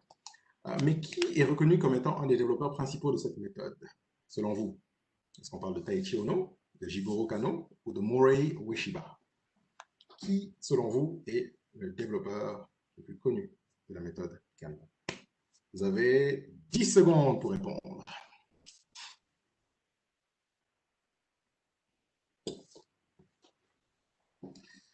3, 2, 1, et c'est fini! Voyons voir, qu'est-ce que vous avez répondu? Oh, vous connaissez ça le Kanban. Je vois que j'ai des spécialistes sur la ligne. Excellent. C'est bien Taichi Ohno. Alors, pour ceux d'entre vous qui ont fait des arts martiaux comme moi, Jigoro Kano, c'est le créateur du judo, et Morei Ueshiba, c'était le créateur de l'aïkido. Juste une petite parenthèse. All right, voyons voir le classement. Qu'est-ce que ça donne? Ah, peut-être que Imen s'est fait détrôner. Qui sait, qui sait, qui sait? Voyons voir, je pense qu'on a un nouveau leader. Oh, Eric qui revient en tête. Super. Eric, continue comme ça, lâche pas. Et Imen en deuxième et Sarah en troisième. Magnifique, magnifique. All right, parlons maintenant de quelques métriques. Comment je peux suivre l'évolution? Parce que vous ne pensez pas qu'en faisant du Kanban, je n'ai pas de métriques, je n'arrive pas à faire le suivi ou des rapports ou des mesures de l'avancement de mes projets. Ce n'est pas vrai. Kanban est très, très lié à de la data, très lié aux données. Si vous utilisez un Agile Lifecycle Management, un ALM, comme Jira ou TFS ou Azure DevOps, ou même Version 1, vous avez des métriques, vous avez accès à ces rapports-là, à ces métriques-là, Kanban ou même Scrum en général. Donc, creusez un peu dans vos outils, vous avez accès à ceci. Si vous arrivez à lire cette donnée-là, vous comprendrez rapidement le lead time. Donc, qu'est-ce que c'est que le lead time? Vous allez au restaurant, on vous donne le menu et vous passez commande. Donc, j'ai reçu, je vois le menu, ok, c'est bon, là, j'ai besoin d'un jollof rice, d'un tchéboudienne. Bon, j'ai commandé mon tchéboudienne. La commande s'en va au restaurant, s'en va, pardon, chez le chef en cuisine. Et le chef cuisine, fait ce qu'il a à faire, et j'ai mon assiette qui revient. Entre le moment où j'ai passé ma commande et le moment où j'ai eu l'assiette qui est revenue, c'est ce qu'on appelle le lead time. Donc, c'est le temps qu'on a eu le temps de processing entre j'ai, moi, le client, passé ma commande et l'assiette est revenue, j'ai été livré. Donc, entre mon commitment étant moi passant ma commande, et ma livraison de mon assiette qui étant mon delivery point. Alors, entre commitment point et delivery point, lead time, comme vous le voyez sur l'écran, c'est comme ça que c'est décrit. Maintenant, le cycle time, qu'est-ce que c'est? Si on reste dans le même exemple, le cycle time, en fait, c'est le moment où le cook était en train de faire ce qu'il a à faire. Donc, c'était le work in progress. Donc, le gars en cuisine a passé son temps à cuisiner, à préparer mon plat, c'est mon cycle time. Okay? Donc, c'est un petit peu différent. C'est lorsque le travail est en cours, c'est là qu'on voit plus ce cycle time que le lead time. Une subtile différence. Le throughput, on reste dans le même exemple. Je suis le propriétaire du restaurant. Je veux savoir combien d'assiettes est-ce que j'ai pu servir dans ma journée ou par heure. C'est un métrique qui m'aide à voir est-ce que mes gens en cuisine sont performants ou pas. Donc, c'est encore un petit exemple de comment je gère mon throughput. Si on prend un exemple plus technologique, je suis une équipe de développement. Mais combien de bugs j'ai pu résoudre? Je ne sais pas. Combien de tickets j'ai pu compléter? Des choses comme ça. Ouais, donc, c'est la capacité d'une équipe à livrer plus rapidement ou moins rapidement. Donc, on voit un exemple concrètement. Là, il y a la semaine 1, j'en ai livré 10 cartes. Semaine 2, j'en ai livré moins. Semaine 3, j'ai mieux performé. Donc, ça vous donne une idée du débit et de la performance de votre équipe. Alors, on va commencer à parler un peu de l'agilité. Là, on a touché à deux approches. Il y en a bien plus que ça. Vous pouvez le voir sur cet écran-là. J'aime bien ce parapluie-là parce qu'il vous montre un peu les deux côtés. Le côté agilité au sein d'une équipe, donc une seule équipe, versus agilité à l'étendue. Donc, étendue à toute l'entreprise, à plusieurs équipes. Donc, c'est ce que vous avez du côté gauche, c'est plus le côté une équipe, donc avec Scrum, Kanban, comme on vient de le voir, dont on vient de discuter. On a discuté de juste deux de ces approches. Il y en a tellement. Je pourrais passer 5 heures et toute une journée à vous parler d'agilité, j'adore ça, mais on n'a pas 5 heures. Mais vous voyez un peu que sur le côté gauche, encore une fois, c'est l'agilité appliquée à une équipe versus l'agilité appliquée à plusieurs équipes, qu'on voit de l'autre côté avec SAFe et Discipline Agile dont on va parler tout de suite. Alors, si on mettait l'agilité dans plus qu'une équipe? Donc là, on voit une petite description de Scrum of Scrum, si on veut, donc avec chacune des bulles étant une équipe. Et on voit un peu un représentant qui s'en va dans l'équipe suivante. Et à la fin, pour chacun des 3 groupes ici, vont se retrouver dans un plus gros Scrum à un autre niveau. C'est juste une représentation un peu de comment est-ce qu'on peut faire du scaling, en d'autres termes, comment on peut faire de l'agilité et aider les équipes à se synchroniser en ayant ces représentants-là qui montent à un autre niveau. Et on veut, oui, que les flèches aillent vers le haut, mais aussi, il faut que l'information revienne après vers les équipes. Donc, ça va dans les deux sens. Pareil, un peu comme tout à l'heure avec Scrum, dans le State of Agile Report, il y a aussi des statistiques pour tout ce qui est Scaling Framework, donc tout ce qui sont les frameworks qui aident à implanter l'agilité dans plus qu'une équipe. On voit un peu les stats. Vous voyez, le leader actuellement sur le marché, c'est SAFe, le Scaled Agile Framework. Il y en a d'autres, Scrum of Scrum, dont on vient de parler tout de suite. Et il y en a qui sont un mix de plein de petites choses, qui sont 28%. Mais ici, on remarque que Discipline Agile, à l'époque, était à 4%, mais là, les choses ont sûrement changé, je pense, d'après moi, pour Discipline Agile. Gardez à l'œil les statistiques dans les années à venir. Je pense qu'il y a des choses excellentes qui s'en viennent. Je ne vais pas passer beaucoup de temps sur Safe. Sachez que on en est à la version 5.0 de Safe. La nouvelle version a commencé en début de cette année. Au mois de janvier, ils ont lancé la version 5.0. Oui, effectivement, mind blown. Ça fait beaucoup d'informations qu'on voit sur un seul. C'est vrai. C'est très, très riche. C'est une énorme boîte à outils Safe. La formation Safe, minimum 2 jours. Je ne passerai pas 2 jours là-dessus. Je voulais juste que vous sachiez que ça existe. Pour en savoir plus, allez sur scaledagileframework.com ou scaledagile.com. Sachez que ça existe. On voit ici 6 des 7 dimensions de SAFe, ce qu'ils appellent des dimensions, avec le continuous learning, l'agilité au niveau des équipes. Et en bas ici, la 7e, qui est le leadership, l'agile leadership. Donc, il y a 3 couches, 3 niveaux. Un niveau essentiel qui combine plus le niveau équipe, qui est le plus bas, vous voyez ici avec Scrum et Kanban, avec ce qu'on appelle des trains. Donc, une cadence de livraison avec plusieurs équipes qui sont synchronisées, qui travaillent ensemble, qui planifient et livrent à une cadence déterminée. Et un niveau plus peut-être programme, si on veut, où on a toutes ces équipes-là combinées, qui sont synchronisées, qui planifient pour livrer de la valeur tous ensemble. Donc, c'est relativement complexe quand on ne sait pas qu'est-ce que c'est. Donc, quand on n'a pas fait la formation, qu'on n'a jamais vu ça, c'est très complexe, je vous l'avoue. Mais une fois que vous avez été initié par un consultant, un SPC, j'en suis un, ben, vous comprenez un peu mieux la logique durant toute cette complicité-là. Donc, je comprends le commentaire mind blown de tout à l'heure. Effectivement, à première vue, ça fait très peur, mais une fois que vous êtes initié, c'est relativement compréhensible. Le niveau portfolio, c'est vraiment plus un niveau stratégique. Donc, ceux qui ont fait de la gestion de portefeuille, vous voulez pouvoir voir au niveau stratégique, ben, quels sont les programmes ou les projets qui arrivent dans l'année prochaine ou dans le prochain trimestre. On peut le gérer en Kanban. C'est pour ça que vous voyez un Kanban ici, un portfolio backlog. Okay? Donc, comme je vous disais, je ne peux pas passer beaucoup de temps dessus, mais je voulais juste au moins, comme on dit en bon anglais, raise awareness. Je voulais que vous sachiez, que vous soyez exposé à ce framework-là. Si vous voulez en savoir plus, on peut en discuter durant la période de Q&A tout à l'heure, mais au moins, sachez que ça existe. C'est bon? Oui? Non? OK. Pas de réaction? Ça m'inquiète. Ah, OK, il y en a qui rentrent. C'est bon. Donc, encore une fois, si vous n'êtes pas encore sur menti.com, s'il vous plaît, allez-y. Menti.com avec le code 48 56 61 et 9 pour pouvoir interagir avec nous à partir de votre mobile. J'aime cette petite photo-là parce que ça vous donne une idée d'une séance de planification si on dit qu'on fait du SAFe.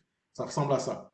125 personnes. Imaginez ça dans une salle. On appelle ça un Big Room Planning ou un PI Planning.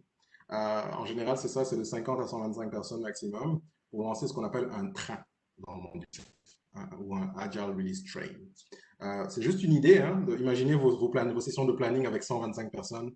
Imaginez un peu la complexité puis tout le bruit dans la salle. Si vous n'avez jamais expérimenté ça, croyez-moi, c'est quelque chose. C'est vraiment très intéressant. Mais quand c'est bien coordonné, c'est de toute beauté. C'est très beau de voir tous ces groupes-là interagir et après l'information remonter à un plus haut niveau stratégique. C'est magnifique. All right, on a une 4e question, mes amis. J'espère que vous êtes prêts. Let's do this. N'oubliez pas, le plus rapide a plus de points. Alors, une petite anecdote. J'ai eu la chance d'aller à Boulder, au Colorado, pour rencontrer le créateur du framework SAFe qu'on voit sur cette photo-là. Mais quel est son nom, ce monsieur-là?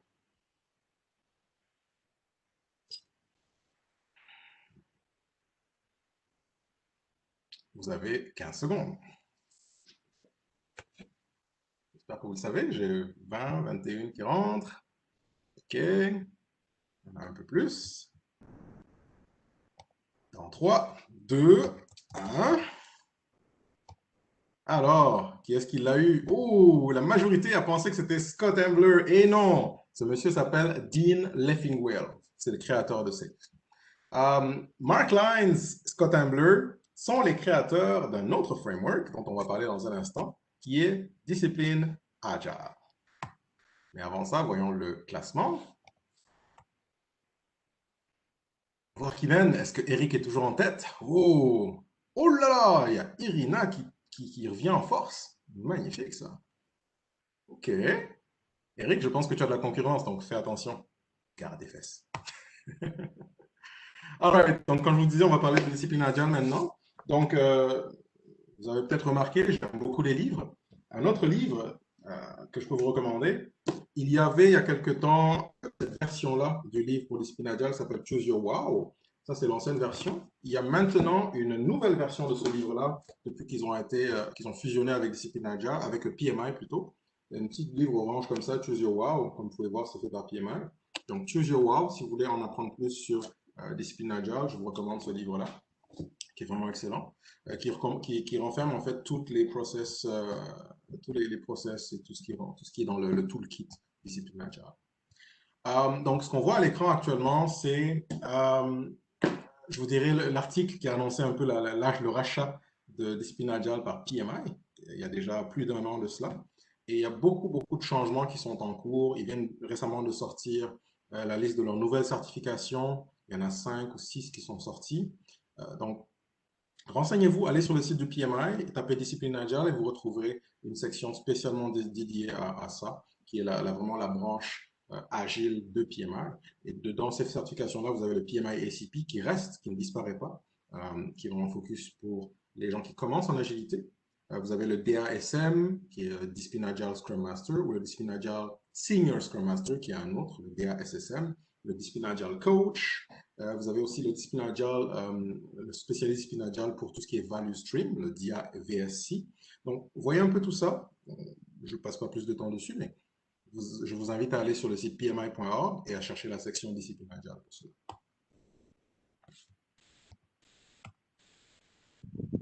Alors, dans le discipline agile, vous avez un mindset, de la même manière que le mindset dans agile régulier, dans DA aussi, il y a un mindset avec des principes.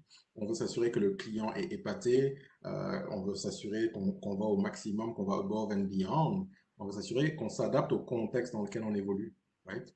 On veut aussi être pragmatique. On veut focuser sur ce qui marche. La théorie, c'est bien beau, mais qu'est-ce qui marche dans mon contexte? Qu'est-ce qui marche qui fit à mes réalités? C'est très important qu'on ait ça. On a des promesses qu'on fait à nos équipes quand on est en discipline agile, right? On veut garder notre charge de travail raisonnable et improve continuously. Vous voyez, l'amélioration continue, elle revient, right? Qu'on parle de lean, qu'on parle de Kanban, toujours cet aspect d'amélioration continue est toujours là. OK? Continue. Alors, on voit ici les 7 principes et les 7 life cycles. Vous avez 6 cycles ou les life cycles. Il y en a 6 au niveau delivery.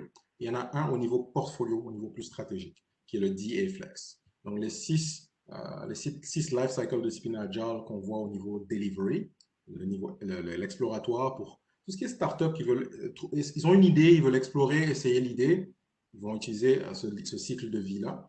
Et donc, dans le guide que je vous montrais, et même en ligne, vous pouvez retrouver plus de détails sur ces différents cycles de vie-là. Le cycle de vie agile, vous reconnaissez un peu l'icône qui fait penser à Scrum. Le cycle de vie Lean fait penser à Kanban, bien entendu. Un cycle de vie programme, là où vous avez plusieurs équipes qui synchronisent. Et d'autres cycles de vie pour une livraison plus en continu. Okay. Donc, je vous invite à regarder ça. Et c'est très intéressant. Et ça aide vraiment les équipes à trouver la meilleure approche, la meilleure façon de travailler, le wow, way of working. Comment vous pouvez trouver la façon de travailler qui fit avec vos réalités, qui fit avec vos besoins.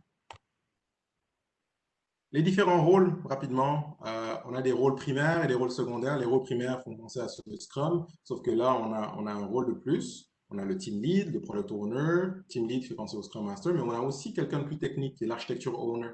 Quelqu'un qui va être le responsable de tout ce qui est techno. On a les parties prenantes qu'on prend en compte, qui sont là dans les rôles primaires. il y a quelqu'un qui représente les parties prenantes. Et on a des rôles plus de spécialistes, d'intégrateurs, d'experts, vos subject matter experts. Si vous avez fait le PMP, vous avez vu ça. Donc, retenez, en discipline agile, on prend en compte tous ces différents rôles-là, parce qu'ils ont un rôle à jouer dans la livraison de notre produit.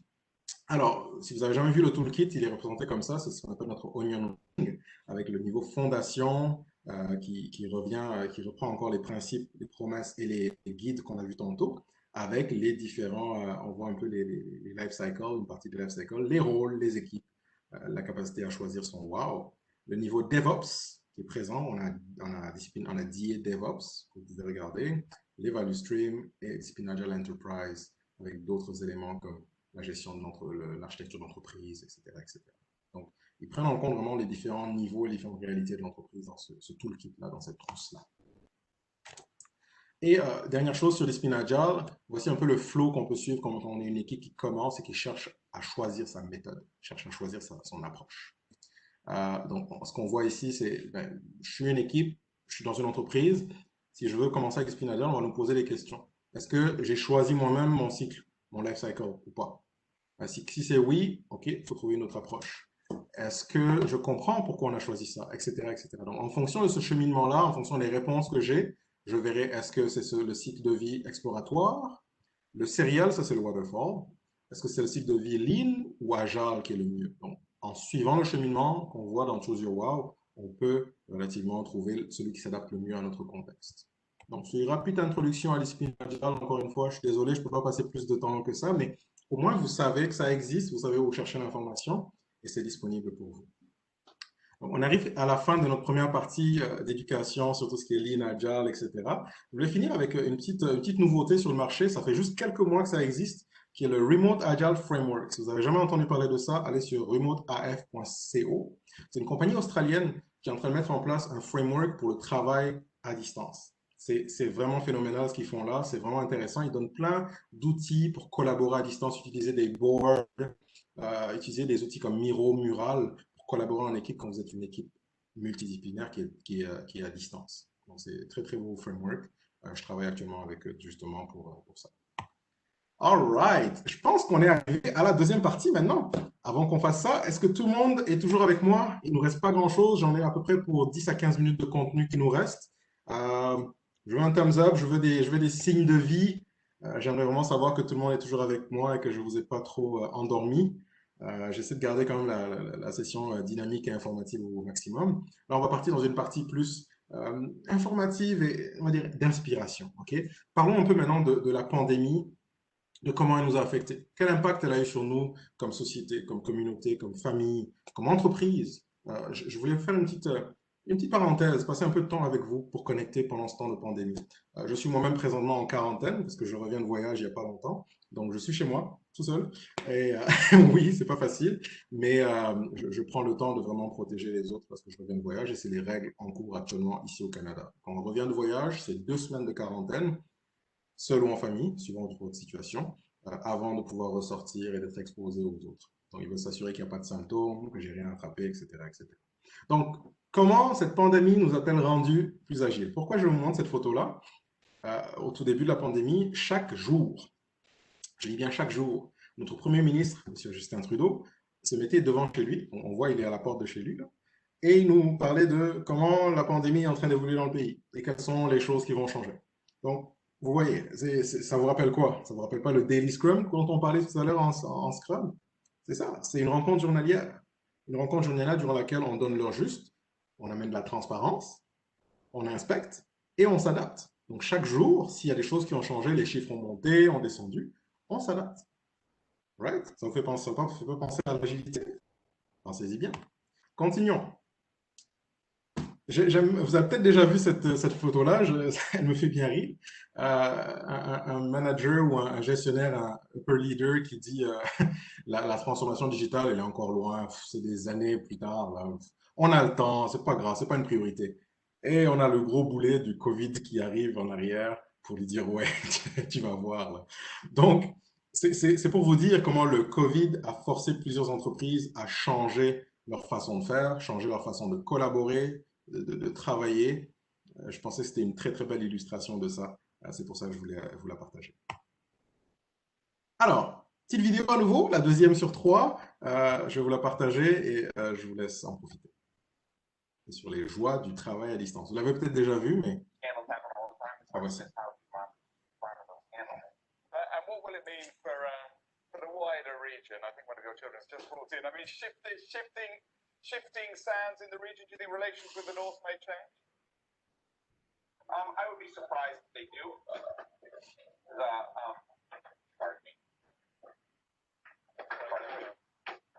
My apologies. What does it mean for the region? My apologies.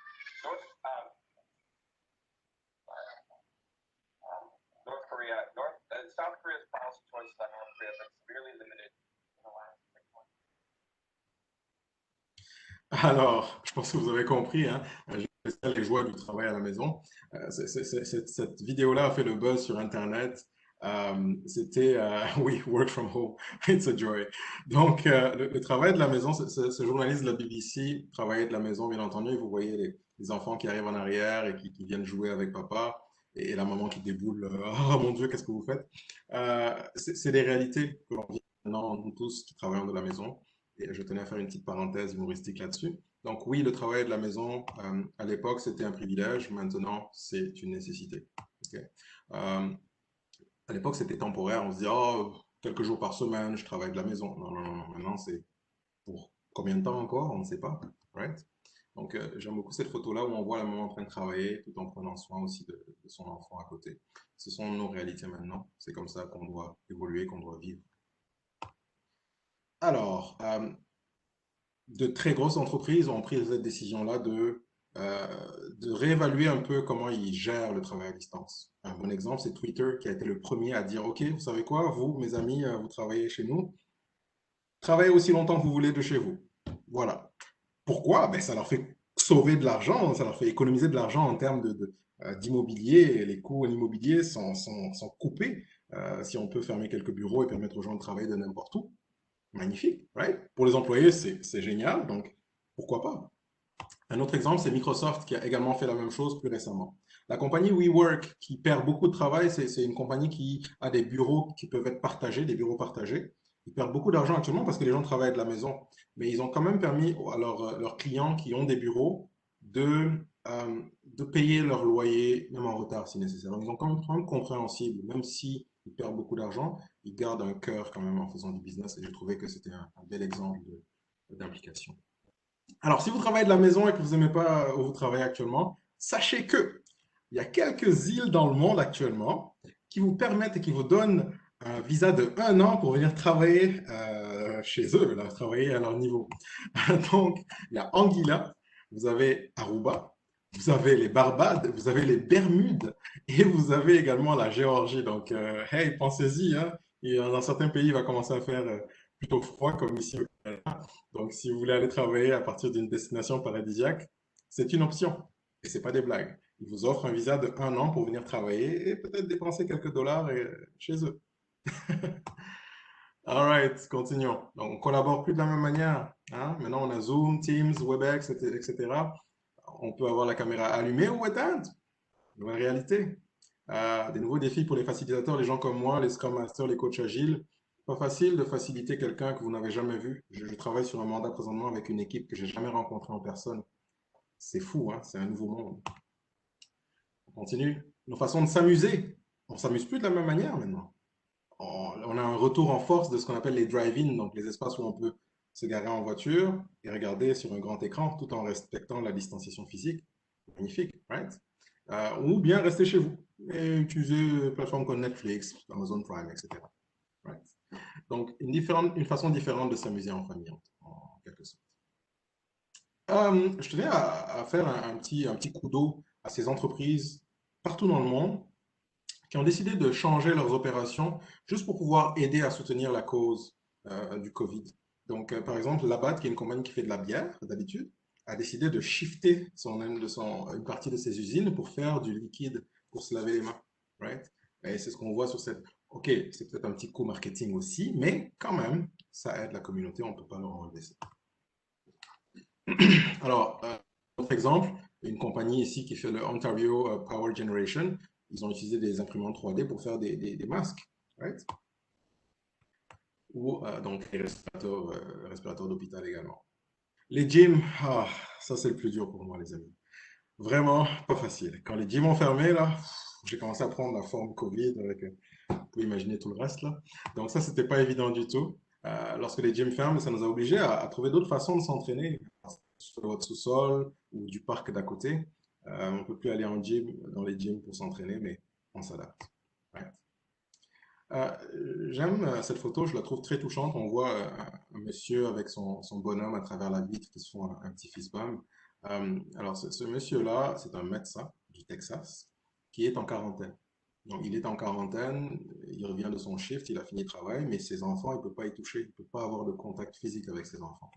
Mais il a été créatif, qu'est-ce qu'il a fait? Il a utilisé la petite cabane dans l'arbre et il fait sa quarantaine isolée du reste de la maison, dans un arbre. Je trouvais ça une belle idée pour pouvoir être avec sa famille tout en étant en quarantaine et au moins pouvoir les voir. C'est magnifique. On continue. On peut maintenant se faire livrer sans contact. Je prends l'option sur mon Uber Eats, mon Skip the Dishes, etc. Je dis, OK, dépose-moi la bouffe, on respecte la distanciation. C'est une option. Différentes façons de consommer à partir de nos restaurants préférés. Right? Les géants du sport aussi s'adaptent. On a vu en soccer, en football, on l'a vu en basketball, comme c'est le cas ici. Cette nouvelle fonctionnalité-là qui permet aux gens, à partir de chez eux, de se connecter et d'être vus sur un écran géant. Ils assistent au match comme ça. On respecte la distance aussi. Des concerts virtuels même, c'est fou, hein? On est arrivé à ce niveau-là. Donc vous voyez sur cet écran, ça c'est un concert qui est fait en Corée. Ils ont été très créatifs technologiquement. Les gens sont là, ils peuvent assister à leur concert, mais à partir de chez eux. Alors, petite question sur la ligne, plusieurs personnes. Est-ce qu'il y a des gens qui ont dû se marier durant le Covid? Si c'est le cas, un thumbs up, un signe, quelque chose. Thumbs down? Personne? Ok, ouais. Ben, ok, personne. Ouf, ouais, j'espère que c'est pas le cas. Oh, j'ai déjà 3. Oh, wow. Ok, d'accord. Ben, écoutez, j'espère que tout a bien été parce que c'est une nouvelle réalité, effectivement. Certaines personnes qui doivent se marier à partir de manière différemment à cause du Covid. Certains n'ont pas pu avoir leur famille à côté d'eux durant le Covid. Pas facile du tout. Les cérémonies de graduation virtuelles. Ouais, on ne peut plus être milliers d'étudiants dans une même salle. Ça ne marche plus maintenant durant le Covid. Right? Il faut qu'on s'adapte. Pas facile, mais c'est ça qui est ça. Alors, on est presque à la fin. C'est la dernière vidéo. On va la regarder rapidement, puis on va finaliser notre présentation. Il me reste encore peut-être 2-3 minutes et on a fini. Merci de votre patience, les amis. Emma.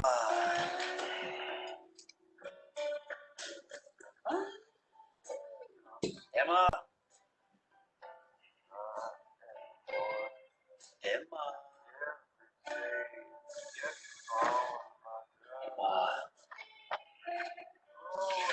Emma. Emma.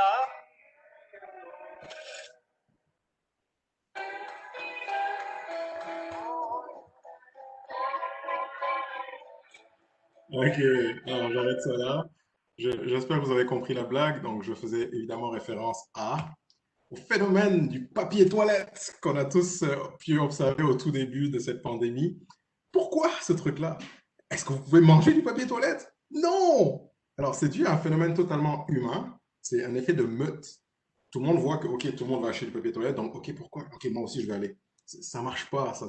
C'est vraiment une réaction humaine de base qui s'est fait et ça nous montre à quel point, en période de crise, la population n'est pas toujours en contrôle et parfois perd un peu le nord. Je tenais à faire une petite parenthèse humoristique là-dessus. All right?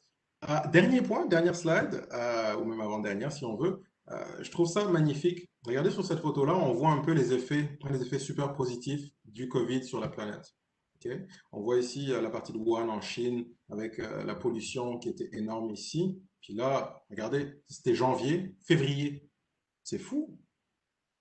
Comment la planète respire et elle est capable de s'adapter, de s'ajuster, de profiter de cette nouvelle réalité-là. C'est magnifique. Je trouvais il fallait que je le signale. Alors, le thème de la conférence, c'était ça. C'est est-ce que d'après vous, je vous laisse répondre, est-ce que d'après vous, cette pandémie nous a rendus plus agiles? Répondez, allez-y, sur vos téléphones, pareil sur menti.com. 48, 56, 61 et 9. Plus ou moins, ok, il y en a qui disent plus ou moins, d'accord, c'est fair, il n'y a pas de mauvaise réponse. Moi, je veux juste avoir votre avis. Donc la majorité, ok, non pas du tout, d'accord, c'est beau, intéressant. J'aimerais bien les entendre, les deux qui ont dit non pas du tout. J'aimerais bien savoir pourquoi, ça m'intéresse vraiment. Oui, absolument, plus ou moins, ok. Donc, écoutez, vous voyez un peu, c'est votre point de vue. En tout cas, moi, je trouve qu'elle a, en tout cas, elle a eu un impact sur nos vies, c'est sûr. Après, est-ce qu'elle nous a rendus plus agiles? Ça dépend d'un contexte à l'autre. Il y a des endroits où ça a eu un impact plus positif, d'autres où ça a eu un impact plus négatif. Écoutez, au final, c'est se concentrer sur les choses sur lesquelles on a eu le contrôle et de rester positif autant que possible. Ok. Alors, dernière question pour vous. Selon vous, à quoi va représenter va ressembler le monde post-Covid? On va polémiquer un petit peu. On va essayer de se projeter dans le futur. Vous pensez que ça va ressembler à quoi le monde post-Covid? On va prendre, allez, 30 secondes. Écrivez quelques idées. J'aimerais bien, je suis curieux. Je veux juste avoir votre idée On va aller, on va avoir une vingtaine. Allez, digital, ok. Le monde digital, oui. Il y a beaucoup, beaucoup d'innovations digitales qui commencent à sortir, ça c'est clair. Et rappelez-vous, il reste une question pour le tournoi. Donc, c'est la dernière question qui va suivre juste après. Un monde moins pollué. Oh oui, on l'a vu sur la dernière slide, absolument. Rien ne changera à part la tech où on pourra bosser plus en remote. Cool. La Chine, get more power. Ouh là là. Prudence et prêt. Limité, vigilant, numérique. Plus grande facture entre les États-Unis. Oh, ok. Waouh. Ouf. Vous avez vraiment une opinion par rapport. Ouh, la crise économique qui va durer. Ok. Travail à distance, un monde plus différent sur tous les niveaux. Oui, absolument. C'est clair que le monde sera plus pareil une fois qu'on aura éventuellement trouvé un vaccin et qu'on pourra passer à autre chose. C'est vrai, je pense aussi. Alors, je passe. Écoutez, il me reste juste la question, donc 30 secondes. Dernière question. Let's go. Et on finit là-dessus. Et on va passer à la période de questions-réponses. Qui est l'animateur du Daily Social Distancing Show? C'est qui ce monsieur sur la photo? Vous avez quelques secondes pour cela. Et c'est notre dernière question. On va savoir qui est-ce qui a remporté le tournoi. Donc, Ahmadou, Nelson, you guys can be ready because I'm about to conclude on this. So, be ready for the Q&A period. Okay. Awesome. 3 seconds. Alors, voyons voir si vous avez trouvé. C'est qui ce monsieur-là? Trevor Noah. Effectivement, c'est bien Trevor Noah. Pourquoi? Parce qu'il a été un des animateurs de show, de TV show les plus créatifs. Il a pu ajuster son show qui était en studio. Et maintenant, il le fait de son salon chez lui. Donc, un gars qui a été super agile, qui s'est ajusté et qui a profité de cette réalité-là pour inventer une nouvelle façon de faire un show à partir de son salon. Good job tout le monde, excellent. Voyons voir qui a remporté le tournoi. C'était Eric qui était en tête. On a Abdullah. Oh, qu'est-ce que ça donne? Faisons le total. Et le classement final est le suivant. Eric en tête. Félicitations Eric. Jimmy en second et Abdullah en troisième. Donc Eric, si tu veux activer ton micro, j'aimerais bien t'entendre, s'il te plaît. Félicitations Eric. Good job. J'aimerais bien savoir de quel pays tu viens. Ben, je vois, c'est le drapeau de la Suède, là, mais ce serait super si tu pouvais nous dire un mot. Donc, c'est ce qui met fin à ma présentation. Je voulais dire un petit merci à tous les professionnels de la santé qui nous aident à nous protéger dans ces périodes difficiles. Donc, un petit coucou à eux. Et on les remercie tous, les nurses, les médecins et tout ça. Puis, c'est pas mal la fin de cette présentation. Je vous invite à rester en contact. Trouvez-moi sur LinkedIn, ajoutez-moi. Mon adresse email est là. Ça m'a fait plaisir. Ce fut un honneur de vous présenter ces quelques slides. Et j'espère que vous avez appris quelques petites choses durant cette présentation. That's it for me. Nelson, back to you. Ahmadou, à toi. Merci Alexandre. Ce fut très intéressant et interactif. Je pense qu'on a énormément appris. Alors, sur le chat box du Webex, on n'a pas beaucoup de questions. Peut-être après, il faudra vérifier sur le Menti. Oui, j'en ai quelques-uns sur. Je pense que j'ai vu, j'en vois 20 sur Menti. On peut peut-être rapidement les parcourir. Je vais laisser loader ici. OK. Juste voir si ça peut changer. Sinon, peut-être qu'on peut en prendre live si les gens veulent activer leur micro. Alors, donc, en attendant que tu essaies d'ouvrir, il y a une question qui s'intéresse, qui demande comment on peut appliquer ces méthodes agiles-là dans les PME africaines. Est-ce qu'aujourd'hui, ces méthodes-là sont adaptées au contexte africain? C'est sûr que dans les contextes africains, il y a des réalités culturelles qui vont être différentes de celles peut-être européennes ou nord-américaines. Mais ma recommandation dans ces cas-là, c'est de trouver des leaders qui ont une ouverture d'esprit, qui sont intéressés à des façons alternatives de gérer et d'amener un autre mindset dans les équipes. Il faut qu'il y ait des leaders qui comprennent c'est quoi l'agilité pour pouvoir commencer à l'amener. Donc, c'est le point de départ. Trouvez vos early adopters, les gens qui sont des innovateurs, qui sont curieux, les leaders qui sont inspirants, les agents de changement. C'est de eux que ça doit démarrer. Et quand je dis agents de changement, ce n'est pas forcément des gens qui sont haut placés. Ça peut être quelqu'un qui est un middle manager, ça peut être aussi quelqu'un qui est au sein d'une équipe qui dit, écoutez, on a ce projet-là, on est en Afrique, oui, on a des ressources limitées, oui, mais qu'est-ce qu'on peut faire avec ce qu'on a, avec le peu qu'on a dans le contexte qu'on a? Donc, je pense qu'en Afrique, c'est possible d'être agile, c'est possible de commencer l'agilité. Il faut juste commencer de là où on est, tout simplement. J'espère que ça répond à la question. Ok, alors et il y a une autre question qui cherche à comprendre de façon assez simple, hein, parce que vous avez dit au début de votre exposé qu'on met l'accent sur les individus plutôt que sur les interactions. Ok. Il demande de revenir sur cet aspect-là. Ok. Alors, dans le manifeste agile, c'est bien indiqué, c'est la première ligne en fait, individu interaction. Donc, qu'est-ce qu'on veut dire par là? J'ai vu dans beaucoup de mandats, des entreprises qui vont se concentrer plus sur les outils, comment faire de l'agilité plutôt que comment être agile. C'est très important de prendre le temps de comprendre qu'est-ce que c'est que l'agilité d'abord et d'aider aussi les individus dans les équipes à comprendre qu'est-ce que c'est que l'agilité avant de commencer à les bombarder de plein d'outils comme Jira, etc., etc. Donc, c'est un peu ce qu'on veut dire par là, par individu et interaction. L'aspect communication au sein d'une équipe est très important. Si je ne prends pas le temps de... On l'a vu dans la vidéo, la première vidéo avec le gars qui décidait en arrière, nos interactions vont définir notre succès, le succès de notre projet. Si on focus juste sur, OK, est-ce que tu as utilisé tel outil, est-ce que tu as fourni tel rapport? Oui, c'est important, c'est beau, mais si je ne sais pas pourquoi j'utilise l'outil, au final, est-ce que j'ai vraiment fait la bonne chose? Je ne sais pas, je vous pose la question. Donc, c'est ça que ça veut dire individu et interaction. Donc, les individus, on veut les mettre en avant, les former, les aider à comprendre qu'est-ce qu'on est en train de faire, comprendre le why et les aider à mieux communiquer avant même de commencer à parler d'outils et de process, ce qui est aussi important. Ça va? Oui, ça va. Et une dernière question, peut-être après, vous pouvez regarder sur vos outils, et qui demande de revenir sur le WOW, le way of working. Oui, mais j'aimerais bien savoir sur qu'est-ce que le WOW, c'est vaste, c'est énorme le WOW. Le WOW, c'est définitivement dans discipline agile, mais c'est vraiment énorme. J'aurais besoin d'un peu plus de précision si c'est possible, d'avoir un peu plus de détails sur cette question-là.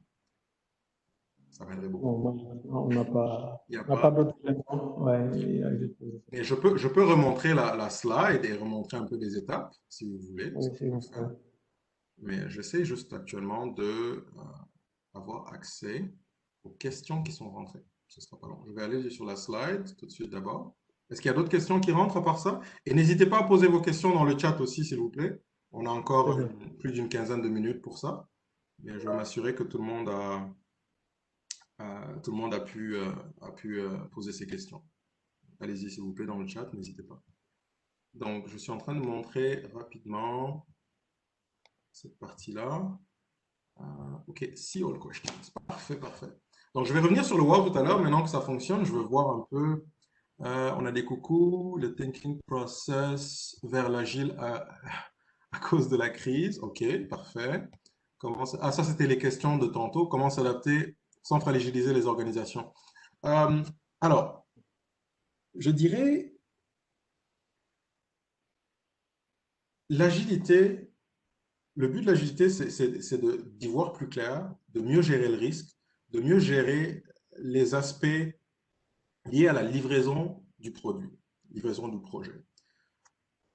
On ne veut pas fragiliser l'organisation. J'aime beaucoup cette question-là parce que plus vous allez informer et former vos équipes sur qu'est-ce que c'est que l'agilité, plus vous allez réduire le risque de fragiliser justement les organisations. Je comprends parce qu'il y a tout un aspect gestion du changement aussi qui existe en agilité. Donc, juste faites attention, allez-y de manière progressive. N'amenez pas beaucoup de changements d'un coup. Effectivement, ce genre de choses-là vont fragiliser les organisations, mais allez-y par petits pas. Trouvez une équipe témoin, une équipe pilote, commencez à essayer l'agilité à ce niveau-là, avant de mettre ça à l'échelle de toute l'organisation. C'est ma recommandation là-dessus. Je vais peut-être repartager mon écran, que vous puissiez voir la même chose que moi. Ce serait pas long. Je share my screen. Et on va faire share. Voilà, voilà. Comme ça, vous voyez la même chose que moi. Donc, oups, je vais revenir. Super. Donc, comment s'adapter? Ça, j'en ai parlé déjà. Le coût d'implémenter des changements tard dans le cycle de vie est supporté par qui? Le coût d'implémenter les changements tard dans le cycle de vie. Ben, si vous avez un projet, vous avez un budget. Euh, qui va le supporter? Ben, écoutez, dans le cycle de vie du projet, vers la fin, c'est sûr que le budget va être plus limité, mais en général, ça va être l'organisation qui va supporter ce coût-là. C'est sûr, ça ne va pas être le project manager, mais il y a en général une contingence que vous avez dans votre projet qui va aider à supporter ce genre de cas-là. Mais oui, on veut s'adapter, puis on veut trouver en fonction de cette période-là, on va être peut-être dans un sprint un peu plus avancé dans le projet, mais le coût va être supporté par le projet en général. Ce serait ma réponse pour cette question-là. S'il vous plaît, pouvez-vous me définir Lean Kanban? Nous sommes ingénieurs, notre domaine génie industriel. OK. Je pense qu'on a passé quand même pas mal de temps sur Lean et Kanban. Donc, Lean, en quelque sorte, comme je disais tout à l'heure, va focuser sur des domaines plus industriels. Donc, vous êtes des ingénieurs dans le domaine industriel. Il y a beaucoup d'ouvrages hein, sur, on voit Six Sigma et toutes ces approches-là de l'univers Lean. Lean va focuser sur qu'est-ce que vous pouvez faire dans votre création industrielle, votre création manufacturière pour réduire les coûts, réduire les déchets, réduire les choses que vous faites en trop, identifier dans votre chaîne de valeur, votre chaîne de réalisation, qu'est-ce qu'on peut éliminer. En quelque sorte, je vous dirais, c'est un point de départ, c'est un assez bon point de départ pour ce qui est du Lean. Kanban va vous aider, donc on a parlé des les core practices, les pratiques clés, la visualisation, l'imitation du travail, donc c'est une méthode de travail plus. Okay? Donc, c'est en quelques mots ce que je peux vous dire là-dessus. Si vous avez manqué le début, je suis désolé, on a passé beaucoup de temps. Mais là, je regarde le temps, il nous reste 15 minutes, mais on a encore beaucoup de questions qu'on doit couvrir. Donc, je vais repartir du zéro et puis marquer comme répondu. Bonjour de Douala, salut aux amis du Cameroun, du Sénégal, excellent. Excellent, excellent, ça on a répondu. Le coût, on en a parlé. Lean Kanban, on en a parlé. Super, merci. Comment avoir ce guide? Donc, le guide Scrum, je suppose que c'est de ça dont vous parlez. Alors, pour trouver le guide Scrum, très simple, c'est Scrum Guides. Je vais même le mettre dans le chat. Vous allez sur le site Scrum Guides avec un S, www.scrumguides.org. Et dessus, vous pouvez trouver le guide dans différentes langues. Ici, vous pouvez le voir si vous voyez toujours mon écran. Vous l'avez en français juste ici. Donc, je peux vous envoyer le lien sur le chat du Scrum Guide en français. Et voici, comme ça, vous pourrez le télécharger en français sans problème. So, super, super, super. Je vois des questions rentrées par rapport au PDU, donc je vais revenir là-dessus dans un instant. Excellent. On va revenir sur Menti pour les autres questions rapidement. Dessus, parfait, parfait. Donc, si je reviens là. Excellent, on était là. Donc, comment avoir ce guide? Je vous l'ai montré, je m'ai mis le lien. C'est quoi ROI? C'est Return on Investment, le retour sur investissement. Chaque projet ou produit qu'on développe, c'est un investissement. On va mettre de l'argent pour payer les gens qui travaillent sur le projet, acheter peut-être des serveurs, acheter des ressources. Mais cet investissement initial-là, il faut qu'on puisse avoir un retour, qu'on puisse en tirer quelque chose. Lorsqu'on va vendre le produit final du projet ou du produit, ben, il faut qu'on puisse en retirer quelque chose. Donc, c'est ce que ça veut dire ROI, retour sur investissement, ou Return on Investment en anglais. Peut-on avoir le support à la fin de la présentation? Je vais laisser nos amis du PMI vous répondre à cette question-là. Je l'ai déjà partagé avec eux, donc il n'y a pas de problème, je ne le cache pas. Ou bien, vous pouvez me retrouver sur LinkedIn. On peut échanger là-dessus aussi, il n'y a pas de problème.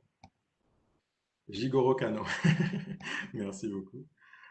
Comment être membre du PMI, comment s'inscrire sur PMI? Je pense que c'est pmi.org. Vous avez une section login, il y a un frais à payer pour être membre et ensuite s'inscrire dans un chapitre Vous avez généralement des chapitres dans chacun de vos pays, donc relativement simple. Donc pmi.org, c'est là que vous allez. OK. All right. Hope you're safe. Yes, I am safe. Thank you for asking. Justement, est-ce que le travail à distance joue un rôle dans la méthode agile? Beaucoup de transparence, comme vous l'avez répété. Quelle manière de tirer profit? De quelle manière en tirer profit? Je suis pas sûr de comprendre vraiment la question, mais oui, le travail à distance va avoir un impact sur notre façon d'agir. On a vu, hein, individu et interaction. Là, nos interactions ne seront plus face à face dans la même salle. Ce sont des interactions à travers des outils comme celui qu'on utilise actuellement pour cette conférence, qui est WebEx. Donc oui, ça va avoir un impact sur notre capacité à échanger, collaborer, travailler ensemble. Après, au fil du temps, je pense qu'on s'adapte aux outils, on s'adapte au contexte et on trouve une façon d'être plus performant au fil du temps. Donc, il y a une période d'apprentissage et une petite période, une courte période de baisse en productivité, mais après, ça revient un peu mieux en général. All right, lol, je suppose que vous avez aimé les vidéos, je suppose. Je pense pour la deuxième, ok. Pas à ce point. How to get the PDUs. OK. I will let Nelson answer that one about the PDUs, ou bien même Ahmadou, si vous pouvez répondre par rapport au PDU. Mais je pense qu'il y aura un lien pour aller, comme n'importe quel cours, rechercher les PDU là-dessus, sans problème. Oui, effectivement, Alexandre. Je te laisse terminer. Après je réponds sur la question sur le PDU. Parfait, pas de problème. Il me reste juste 2 points, comme tu peux le voir à l'écran. Le lien entre l'agilité et business analysis. OK. Alors, en analyse d'affaires, en général, on va parler de documentation de requis, vos business requirement documents. Donc, un lien que je peux vous... Il y en a plusieurs, hein, mais je vais vous signaler un lien. Le backlog, c'est une liste de requis. Le backlog doit être analysé. En général, on va avoir un business analyst qui va nous aider à créer des test cases, des use cases, des user stories aussi. Donc, je recommande à nos amis business analysts qui sont en ligne, même le CBAP, là, le Certified Business Analysis Professional, les analystes d'affaires doivent comprendre un minimum l'agilité parce que c'est une nouvelle réalité qui rentre pas seulement dans le monde de la gestion de projet, mais aussi dans le monde de l'analyse d'affaires. Donc, oui, il y a définitivement un lien entre business analysis et agilité. Exemple d'application de méthodes agiles, généralement au secteur des TI, comment peut-on appliquer les méthodes dans le secteur de la construction et oil and gas? Very good question.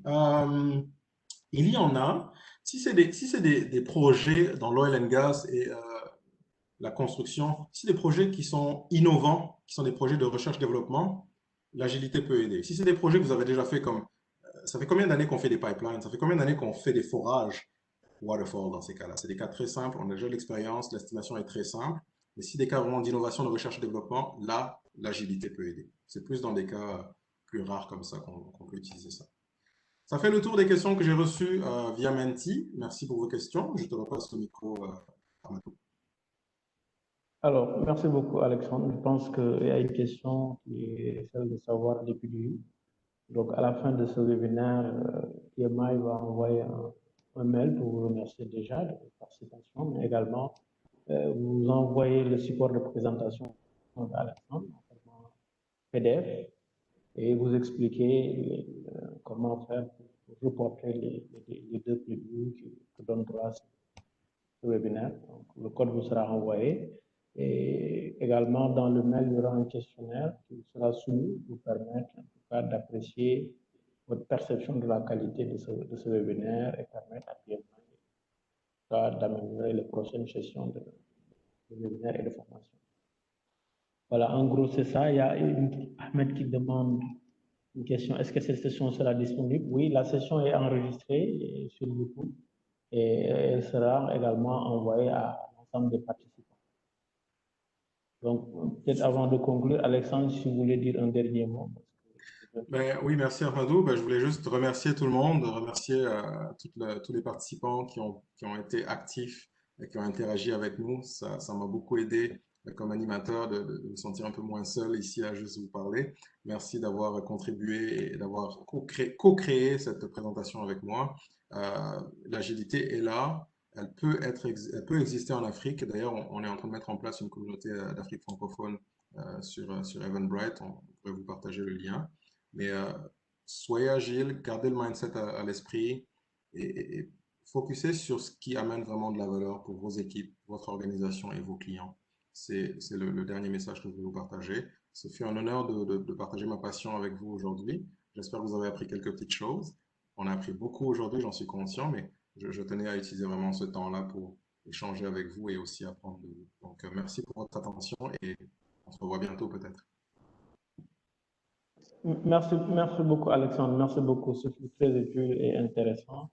On a beaucoup appris. Peut-être informer les participants que les prochaines sessions de webinaire avec nous en français, la prochaine session aura lieu le 18 novembre sur le sujet de l'efficacité du style de leadership Ubuntu africain par André Boulet. Ce sera le 18 novembre à partir de 17h. Et le 17 décembre, on aura en tout cas la dernière de cette série-là, webinaire sur le business analysis, un rôle clé pour l'innovation avec Wassim Bouazizi, qui va nous présenter et partager son expérience sur ces questions-là. Merci à tout le monde, merci à l'équipe d'organisation, qui sont en back-office, qui ont pu permettre à ce que ce webinaire puisse se tenir. Et merci à tous les participants, prenez soin de vous, faites attention au corona, et encore là. Merci au PMI de m'avoir donné l'opportunité de partager aussi. Merci au PMI. Thank you, guys. Merci. Thank you, guys. Everyone, bye. Bye, everyone. Thanks for joining today.